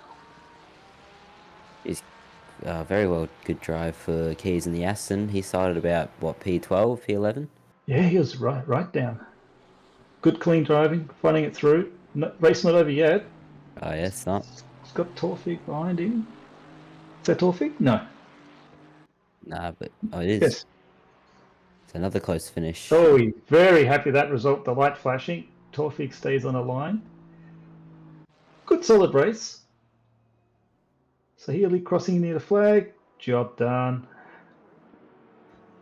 We got Kuma and then we got White in the Porsche in P10. Good drive. Graham Hill coming through in P11. Marco in 12. Roger did a good race. P12. I think I called it the wrong number there. Burton in P13. Mags coming through. Cheetah and surviving. Poor Pete Chalmers having a rough race, getting through on 15. Still to go through. Oh, very respectful gap given there to Cheetah. He wants to make sure a race is finished with a damaged Porsche in front. Pete Chalmers crossing the line, P15. Good job. And that is the race. Would you like to call the end tiles? You can do it. Okay, so our overall winners. Overall, we have Mags, John Sonicus, Johnson, Merritt, Rad. Sorry. I've gone too fast. Sorry. Back. I've jumped the gun. Sorry, everybody. I'm excited. So, Gordon Sonicus, Samuel, JP Sonicus, Maddox, Keys, Torfig, Sayali, and Kuma, and Wyatt finishing the top 10. In the silver class, we have Keys, Sayali, Marco, Johnson, Bushel, Batchtold, Lee Marvel P7, that was a good drive there. Pro Ants, we have Kuma, Wyatt, Rochford, Chalmers, Diallo, McDonald, Merritt. And Ants, we have Lau, Mercer, and Tui. Great driving, everybody. I thought it was a relatively clean race for Split Red. That was a great race. Not living up to the name of Split Blood, though. Yeah, I know. It's I tried my best, everybody. Yeah, I tried to dig them all. Well done, Driver everyone. of the day. For me, I think Kyrun, driver of the day, kept it at the front, stayed fast all race. I have a tie for my driver of the day between Gary Lau and Keys. Oh, yes. Those two did very well. Right Lau, up there. yes. Shout out to Lau. Good driving, buddy. Thank you, everyone. That was round 3 done. Well done, guys. Thank you. Thank you very much. Good job. And everyone tune in tomorrow for the GT3 Cup knockout round at Kyalami. And tonight we've got, well, early hours of the morning Australian time, night time for the UK. We've got the EU split here at Kyalami, and then tomorrow afternoon our time, it's the US or North American split running again here. And if you miss watching those races live, please tune in. They're all post-recorded in YouTube. And don't forget to like and subscribe. Nice one. Okay, and that'll do us for tonight. Thanks chat. Thanks everyone for joining. We'll see you soon. Right. Bye-bye. Thank you.